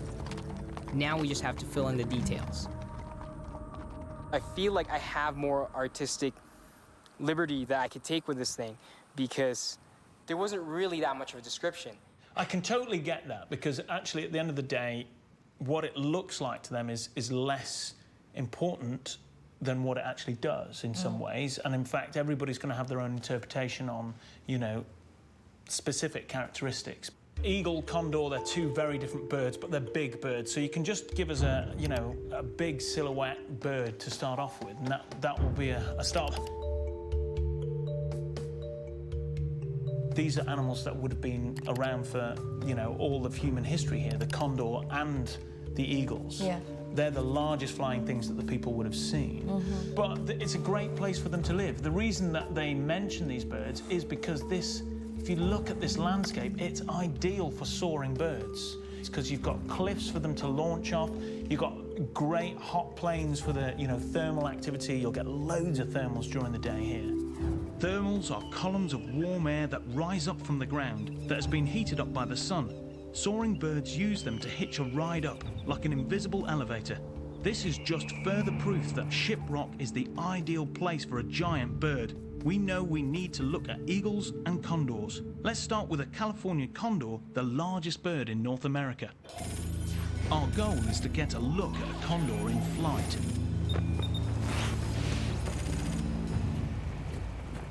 Yeah, so this area we're going is not even people that live around here get access to this. If you want Californian condors, this is the guy to be with. In this area, they disappeared in early 1930s. The last nesting pair in Big Sur disappeared. So this is part of the capture-release program? Yes. We're in the Ventana Wildlife Reserve. It's one of the only places where you can see a condor in flight, because just 20 years ago, these birds were nearly extinct. Now, there are only 87 of them in all of California. So yeah, monster bird, what is the description? There wasn't a lot of description in terms of what it looks like. Yeah, we got it's just big. It's big. big. It's what it can do, basically, as well. So, exactly. Yeah. We could take pieces from certain birds, and particularly the condor, see what we can take from it. Yeah, the largest flying bird in North America. Yeah, that's a good great start. place to start. Yeah, exactly. So we're looking at sheer size at the moment. The condor is the biggest lead we have on monster bird, and how it flies will be key to forming our beast. There is no guarantee we'll see one, but something tells me from the stench of dead cow remains that we're on the right track. There's just bones everywhere, isn't there? Crunch, crunch, crunch. There's like a head right there. Yeah, someone that would stumble upon stepped on it. A hiker that accidentally stumbled upon this would think they would stumble upon a horror movie. Oh, exactly, yeah. This is kind of a good way to depict how well they clean a carcass. God, you can see nothing left. You can see they've gone in and they've stripped it from the inside out. I'm starting to think twice about getting up close and personal with this bird. Just when I'm officially freaked out, we hear this insane sound. Whoa.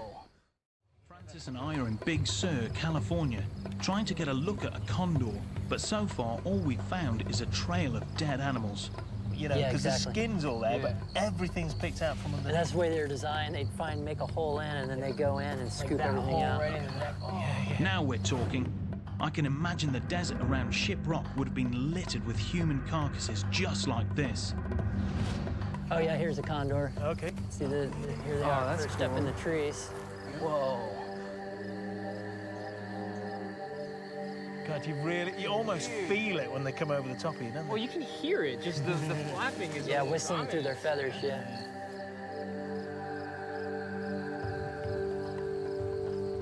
Next thing you know, not just one, but 3 condors descend on us.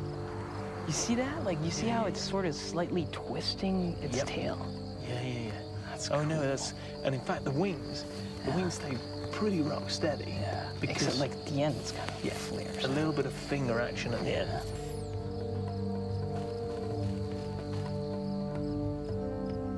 These wings are exquisite.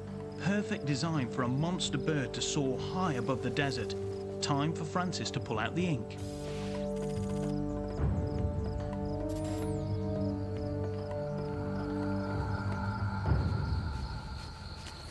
So I think what I really like from the condor is the wings, but we want it to be more agile, but I think the size is perfect. Then we look, and there's a condor mother feeding her young, regurgitated flesh. Sweet. Yeah, look at that, he's feeding them. That's pretty rare, guys. No one sees that. It seems like the perfect place. Just like the legend, we found some wicked soaring wings, carnage left behind, and monster feeding habits. Wow, that is amazing. I was thinking disgusting, but that could work too. No, it really is cool. All right, I really think we should start with these condor parts. You know, there's some key features you really need to put in there. I mean, they can soar for hours without even flapping their wings, and so they've got to have these long wings and broad wings that are adapted for catching those thermals. The layers on those wings, you know, they've got the primaries, they've got the secondaries, they've got all these layers which create this amazing airfoil.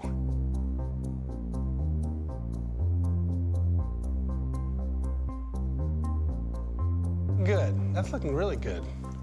Now we're talking. The condor has given us ideal soaring wings, but they aren't hunters. Condors only eat dead things. Monster bird hunts and kills live humans. So time to follow our next lead, eagles and how they attack. We're going to the coast to meet a champion paraglider who was viciously attacked in midair by 2 eagles. Okay, Francis, we're flying today. All right. So I introduce you to Pat. Patrick's going to be the tandem pilot. So you're going to be the packet on the front of his glider, and I'm going to be flying my solo wing alongside you. All right, so maybe like a little kangaroo in the pouch. Exactly. Nikki's got the chops to get me up in the air. This will show me what it's like to be a bird, and her story will give us some clues about how eagles attack. Steve has agreed to spot us from the beach. When you're actually getting in the harness, you might need to wriggle your butt a bit to actually get in. Otherwise, you could be hanging by your which won't be the most comfortable flight. Yeah, no, I kind of treasure my there. So. Yeah, so get them in a comfortable place. I'm ready. Let's do this. Okay. Oh, are you leaving your glasses there? Oh, yeah, no. Nice and casual. So your mission really is to, bar going, holy crap, holy crap, holy crap a lot, is to sort of really get an idea of what it's like to be carried away by a bird. Yeah, well, I mean, I'm guessing with all these straps, it's gonna feel just like if something was grabbing you, except there's no sharp claws or talons digging into me. Hopefully, you'll feel pretty secure underneath there, so yeah.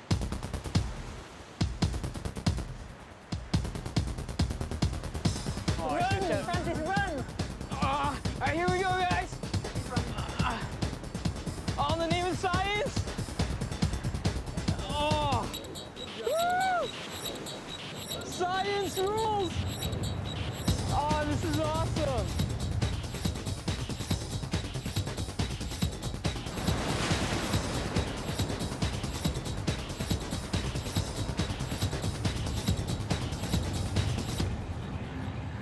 I'm getting a pretty good sense of what it might feel like to be carried away. Now it's time to turn our attention to the story of a bird attack. Flying in Australia in a competition on the Queensland and New South Wales border, and then I heard a screech behind me, quite a loud screech. I recognised that there was a wedge-tailed eagle behind me, and I've flown with them many times, and they've normally been really friendly, really cool. They'll just come along thermal with you, fly on your wingtip. But this one came from way above me and behind. So what happens next? Did they swoop in and try to sort of, I don't know, claw your face out or something? One would swoop in, and the other one attack, the other one would come down, then they'd peel off to the side and come back and have another go. But they were definitely in aggressive mode because I had 5 big rips along the top surface of the glider, and one of the cells at the leading edge, the open part of the leading edge, was completely ripped out. Whoa! One of them swooped down, and I don't know whether he just misjudged or whether he actually did want me for lunch, but one of them came in from above and behind again and actually hit me on the back of my helmet and then got tangled in the lines in front. Whoa, that's intense. Unbelievable. This is perfect behavior for our monster bird. We need it not only to soar, but to have this dive bombing ability so it can swoop down and attack its prey from out of nowhere. Okay guys, I've just been told that the winds are getting too strong. Patrick's a little worried about Nikki getting blown over the highway there. Copy that, copy that. Francis and I are in Big Sur, California, getting into the mindset of a monster bird. We've been elevating rather than descending. Copy that, copy that. But now we've just got to figure out how to get Francis and Nikki back on the ground. She's having trouble getting the ear tips down to descend, I guess.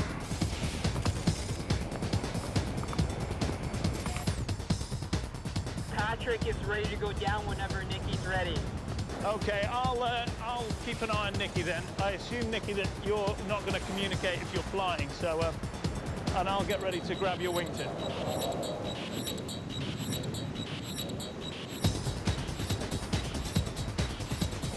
Oh, that was pretty smooth.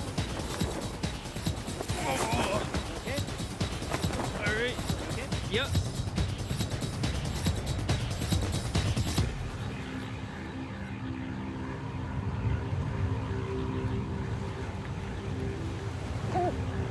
Woo!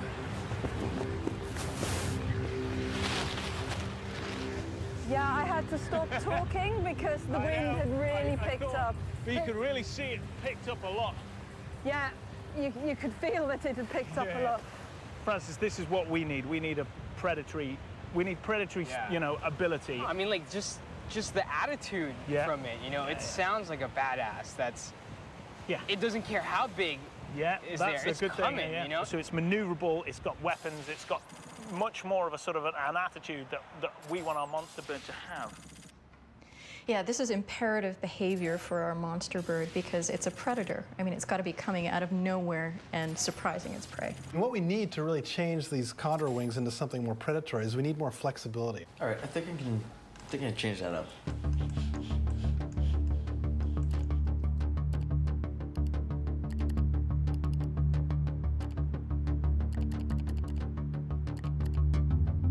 That's looking really good.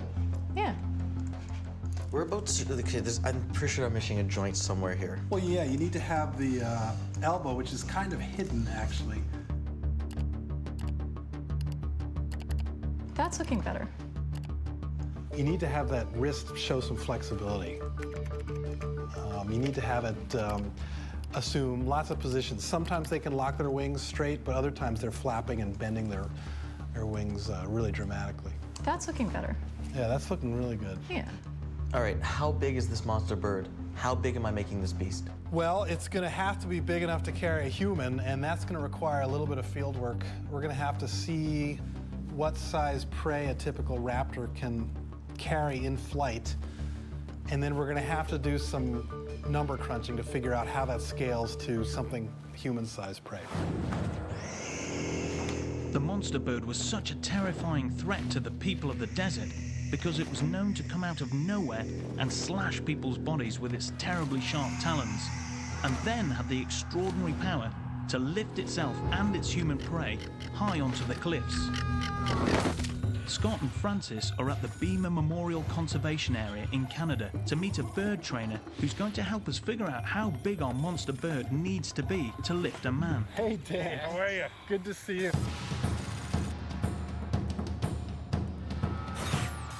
We need to work out how much weight a bird of prey can lift relative to its own body weight. What do we go with? What do we got there? 250. Perfect. Yes, this is the same 1,100 gram Okay, bird. so we're a little less than a quarter of its body weight. Test number 1. Can monster bird lift 1/4 of its weight? Would you just lift her up? No, just 1, 2, 3. 1, 2, 3. All right. No problem at all. Let's up the ante a little bit. Let's up the ante here. Well, I think we should go up to 500. Really? You Yeah. want to do forever? Okay, Yeah. so we can All go. right. So we're talking 500 grams now, which is about a little less than half its body weight. To carry half its body weight would be a challenge for any living creature, let alone one that flies.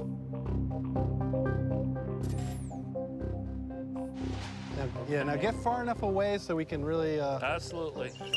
All right. Yeah, that's far. Right, excellent. I'll be shocked if monster bird could carry 3/4 of its own weight. Here goes.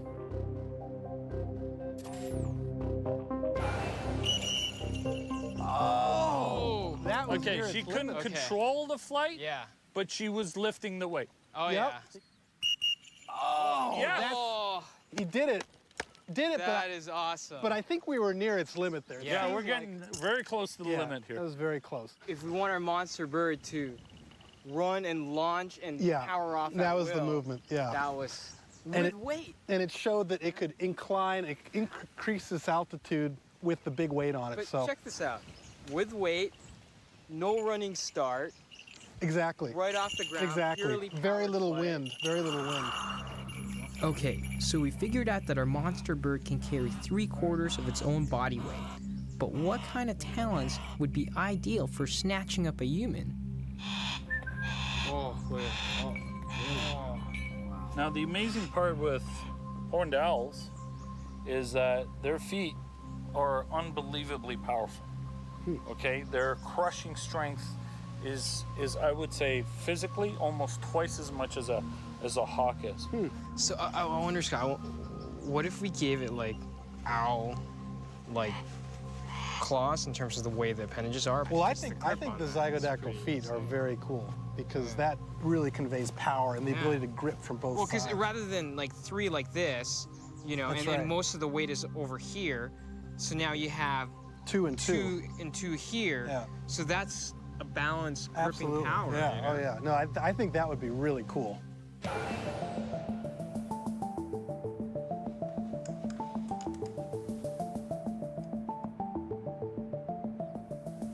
Amazing. Yeah, that's great. Nice. Yeah. Okay. That works totally. Yeah. That's very good. Yeah. The big thing is that we still have the problem of it's picking up a human. Now, if it's going to be picking up somebody your size or it's going to be picking up somebody sort of my size, that's going to make a big, big difference. That power to weight ratio is going to be huge. So if this animal's evolved in this region and it was taking down humans, we need to find out, you know, what was the average height of a human, how big are these people? Well, the lucky thing is we've got a really, really great record of human occupation in the Southwest, and there's a really extraordinary site quite close to Shiprock. It's called Chaco Canyon. Lots and lots of ancient remains, and it's pretty well known archaeologically, so that could give us some information about the size of the people.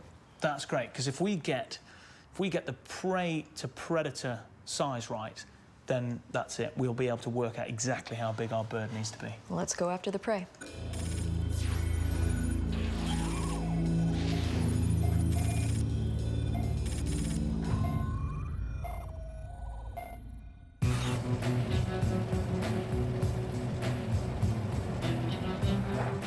Okay, so I know I was just here, but it seems I have to come back.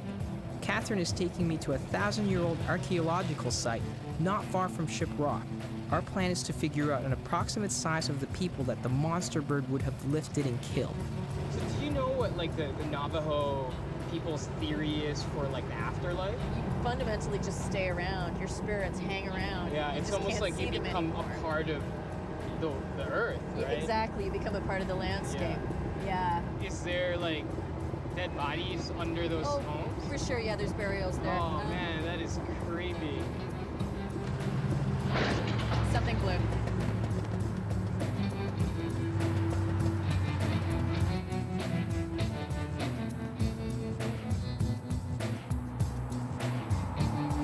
Yeah. I don't think that's good. We're in Chaco County, New Mexico, trying to make our way to the site of an ancient ruin. Did you check the keys out or no? We're hoping to figure out the height and weight of monster bird's prey. This is kind of the moment where I'm like, I wish Steve was here because he knows cars. He knows cars. But our truck has just died. Our only hope now is to hitch a lift. Oh, good. Hi. I was just driving and then I just hear this noise and then smoke and a lot of smoke and well. Where were you headed? No, just see my grandma. So we're trying to get to Grandma Chaco. Was there any way that you could drop us off there? Sure. Good thing Catherine is here to charm us a ride.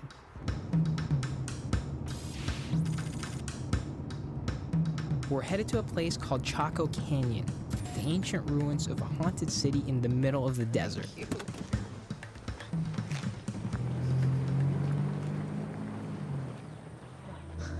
So where we're heading is, you see that thing over there that looks like a great big lump? All the lumps and stuff? That is the ancient world right in front of our eyes, so let's go check some of that out. There's actually quite a lot that we need to see. I hope we manage it before we lose the light. Don't want to be stuck out here with all the ghosts. What ghosts? There were a lot of people that lived here, and then at the end of it, they all just kind of disappeared. So you're basically going to a ghost town in every sense of the word. That's right.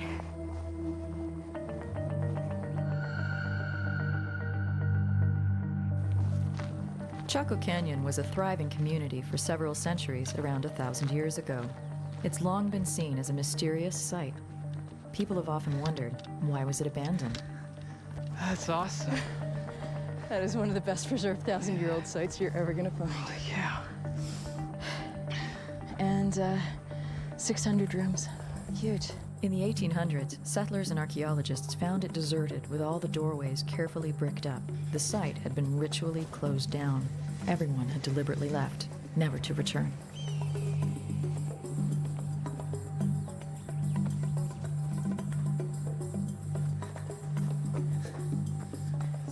Catherine's decided to start our exploration of the ruins with a piece of disturbing history. She takes me into a tiny dark space that archaeologists mocked up to look like it did 1,000 years ago. It's kind of eerie in a way, you know? It was such a troubled place. Right. Was it like a lot of internal conflict within the tribe? Absolutely, yeah, horrendous. I mean, you get dismembered bodies, you get people who were clearly ritually killed, sacrificed, all of those different things. It is said that long ago, to appease the monster bird, children were sacrificed, but the monster wasn't satisfied and snatched up adults as well. All the folklore, all the stories, all the religious stories afterwards, they all allude to it being a troubled place and to the idea that nobody was at rest here. And the whole fact that they sealed up so many of the doors and they kind of ritually closed the whole place before they left, it just says, like, there's bad stuff here and we want it to stay inside. It gives you the shivers because it's like, is. bad It stuff is. happened in this room. Let's close it off and forget it's there. Yeah, it's from a bad time. Yeah, it's from a time of monsters. Exactly. Very creepy. Let's get out into the sunlight. Yeah. Now we need to figure out how big the ancient peoples who lived here were. I have an idea. Let's measure the doorways. It's about 3'6". So anyway, I'm not sure that we can extrapolate the size of the people from the size of the doors. Maybe we could have done it from the ceilings, but the ceilings are all gone. But we still have the ceiling beams here, which is kind of handy. Yeah. So those were, you know, those are the features that show us where the ceilings were. It's about 5'8". Well, I mean, like, if this is the height of the ceiling and everyone is generally my height and shorter, Yeah. so then we're dealing with a weight of anywhere from 75 to about 135. Yeah. That's like if they're fit, not... Yeah, You no, know? and actually the weight thing is a really interesting thing as well, because the other thing I can tell you from the skeletal analyses that have been done is that nutrition wasn't great. And we need to get it exactly right, because if you're talking like for a lift ratio. Yeah. There's nothing like seeing something in person. It's been informative, but imprecise. A better measure can be taken from ancient human bones found in the area. Archaeological studies of these bones have shown that a reasonable estimate for a warrior's size during this time would be about 1.6 meters and 55 kilograms. That's on the small side, so that's the minimum that the monster bird would have to lift. So based on a prey weight of 55 kilograms, and our calculation that a bird of prey can lift up to 3/4 of its body weight, monster bird can now be scaled up to weigh 72 kilograms and have a wingspan of 10 meters. If you stick with that sort of shape for now and just make the wingspan tip to tip 35 feet. So that's pretty huge. It's bigger than any other bird that has ever flown. I'm not sure that would get off the ground. So we can't just take a smaller bird and just kind of make him bigger. No, it doesn't work like that. Big birds flap slowly because they physically can't move their wings fast enough. So this thing is not going to be able to get into the air by just pumping its wings. So we're going to run into massive issues. I have a plan, but it's a radical one. Based on our latest set of calculations, our monster bird is so big and heavy that I'm pretty sure it couldn't lift itself, let alone a 55-kilogram person. I think it's time to look elsewhere. Probably hit a brick wall when it just comes to bird anatomy. You know, birds only got to a specific size for a reason, and that's the biomechanics of feathers, muscle, and bone can only get you so far. So what do you propose? I think that probably the best thing to do is look at other large flying creatures, and the largest creatures ever to take in the air that we know of, pterosaurs, you know. So they were bigger, had bigger wingspans, they were over 30 feet. So that's in the right sort of ballpark, and they were definitely heavier. Okay. So I think that would be a great avenue, and maybe we borrow a bit of their biology. Okay. It is going to radically change our anatomy, Mike. So we've got to have these accessory digits as well. This is where you're going to have your little talons out that are going to be used for walking, and they're also going to have, you know, reasonable sort of strength at grabbing as well. Yes, that's it, that's it. Looking more like a dinosaur. Question now is whether the monster bird with its new pterosaur forelimbs would have the power to lift off and carry a grown man. I've sent Scott and Francis to meet the perfect person to answer this question. Scott. It's great to see you. It's great to see you. How you doing? Doing very well. Michael Habib is one of the world's foremost experts on pterosaur locomotion. So I heard that you're gonna help us make this thing fly. The trick is to have more of the limbs in contact with the ground. So then it'll be more about the mechanics of the actual takeoff. Birds have a little bit of a handicap. They can only use the hind limbs. They can only use the legs. But there is another way. If we use the wings and the legs, more power, right? Most of the power is in the chest and in the arms. Yeah. More power, more push, more speed. Right. Gets off the ground. That could work. Yeah. So it pushes, like, launches like that? And basically, yeah, so it pushes off of its feet first, and then the hands come off. I'll take you through the stages. It started in what in stage one is just a stance, standing there. And it's crouching down, these joints are bending, and then the head's up like that.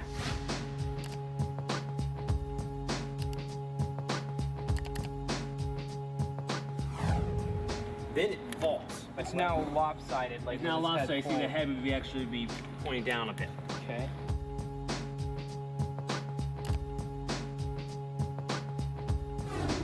Now it's got to get in the air. This is time for the fun stage. This is time for the launch stage here. You're gonna unleash those springs. Exactly.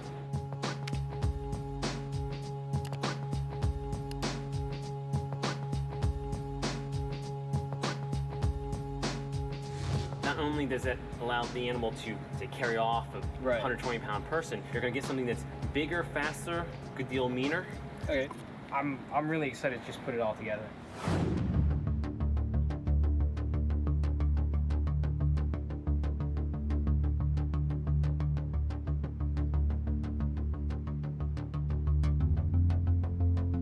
It looks freaky on the ground. Yeah. But the great thing is that if you then get it to open its wings out fully, it looks just like a bird again.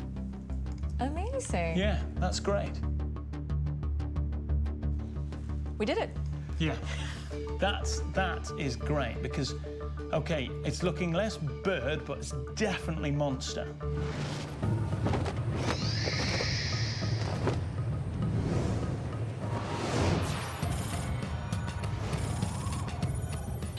Now that we've figured out how big our monster bird is and how it gets off the ground, it's time to fill in the details of its beak, head and eyes. Of all the birds we've seen, the condor seems to be the best fit to give us these details. They're menacing and prehistoric looking, but we have to get up close this time.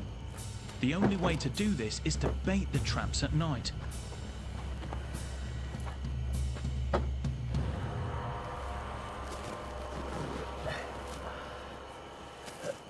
You ready? Oh.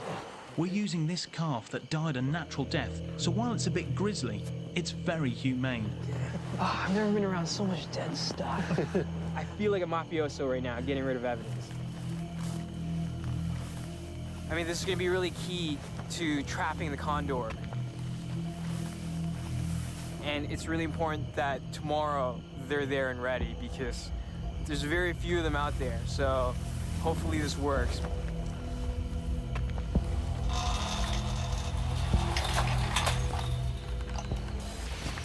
Yeah, we do this at night so the birds don't associate us with food. So it's really critical. They go to bed like we do. They go find a treat. So it makes it a little spookier, but it's better for the birds. We've reached the cage, and now we have to place the dead calf inside to lure the condors in. If the bait lures a condor, a biologist will shut the cage. Just to make sure we trap one, we're going to put out a few rodent appetizers. Okay, guys, let's sprinkle out some rats. You got the bag? Where's my bag of rats?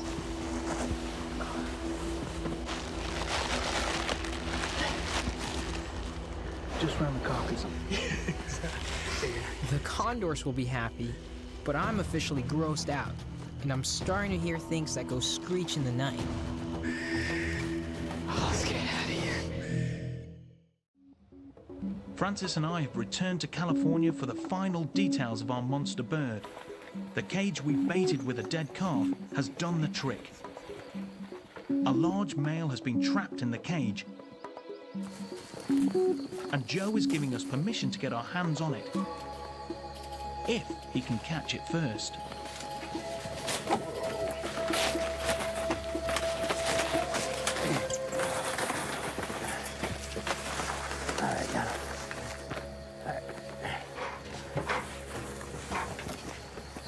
Scott, we want to get that head under control.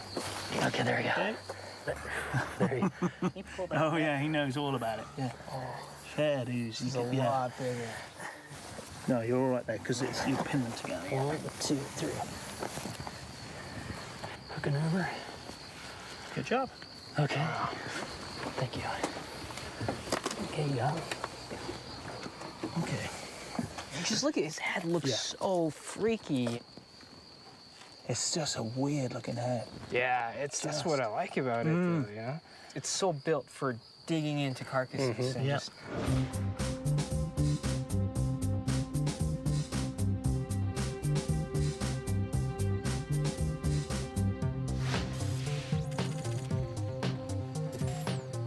The color of the eyes is amazing. I don't think I've seen, to be honest, if I saw that on any other animal, I would think it was pathological. I think there was something seriously wrong with it. It kind of looks rabid, doesn't it? It looks like. Well, what's so cool about it, it almost looks like, you know, when you like turn into a zombie and then your eyes turn all red.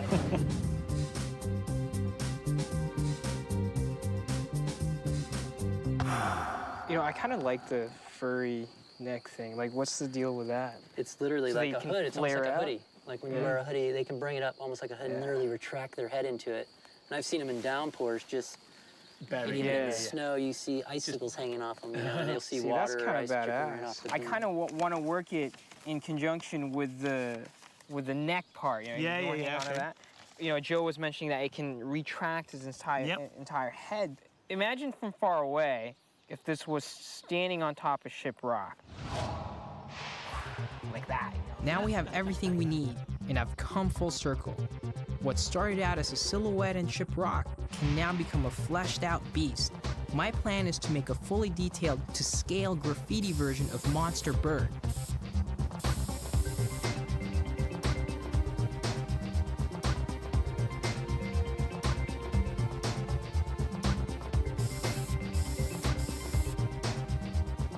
Take the head, wings, and eyes of a condor, the beak and forelimbs of a pterosaur, and the gripping claws of an owl. Instant Monster Bird. Man, this is the most rest I've had all day. There you go. Wicked. Time to watch a beast movie. All right, here we go.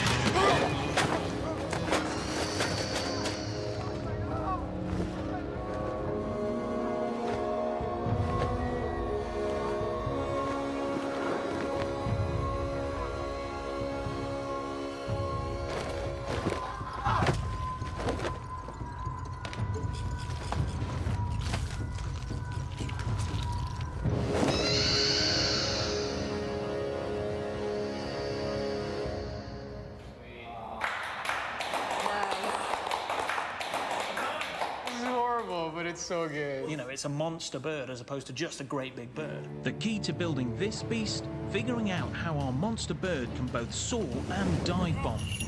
By giving our monster bird the ability to launch into the air like a pterosaur, soar with condor wings, and clutch its prey with owl talons, we've got ourselves a beast legend.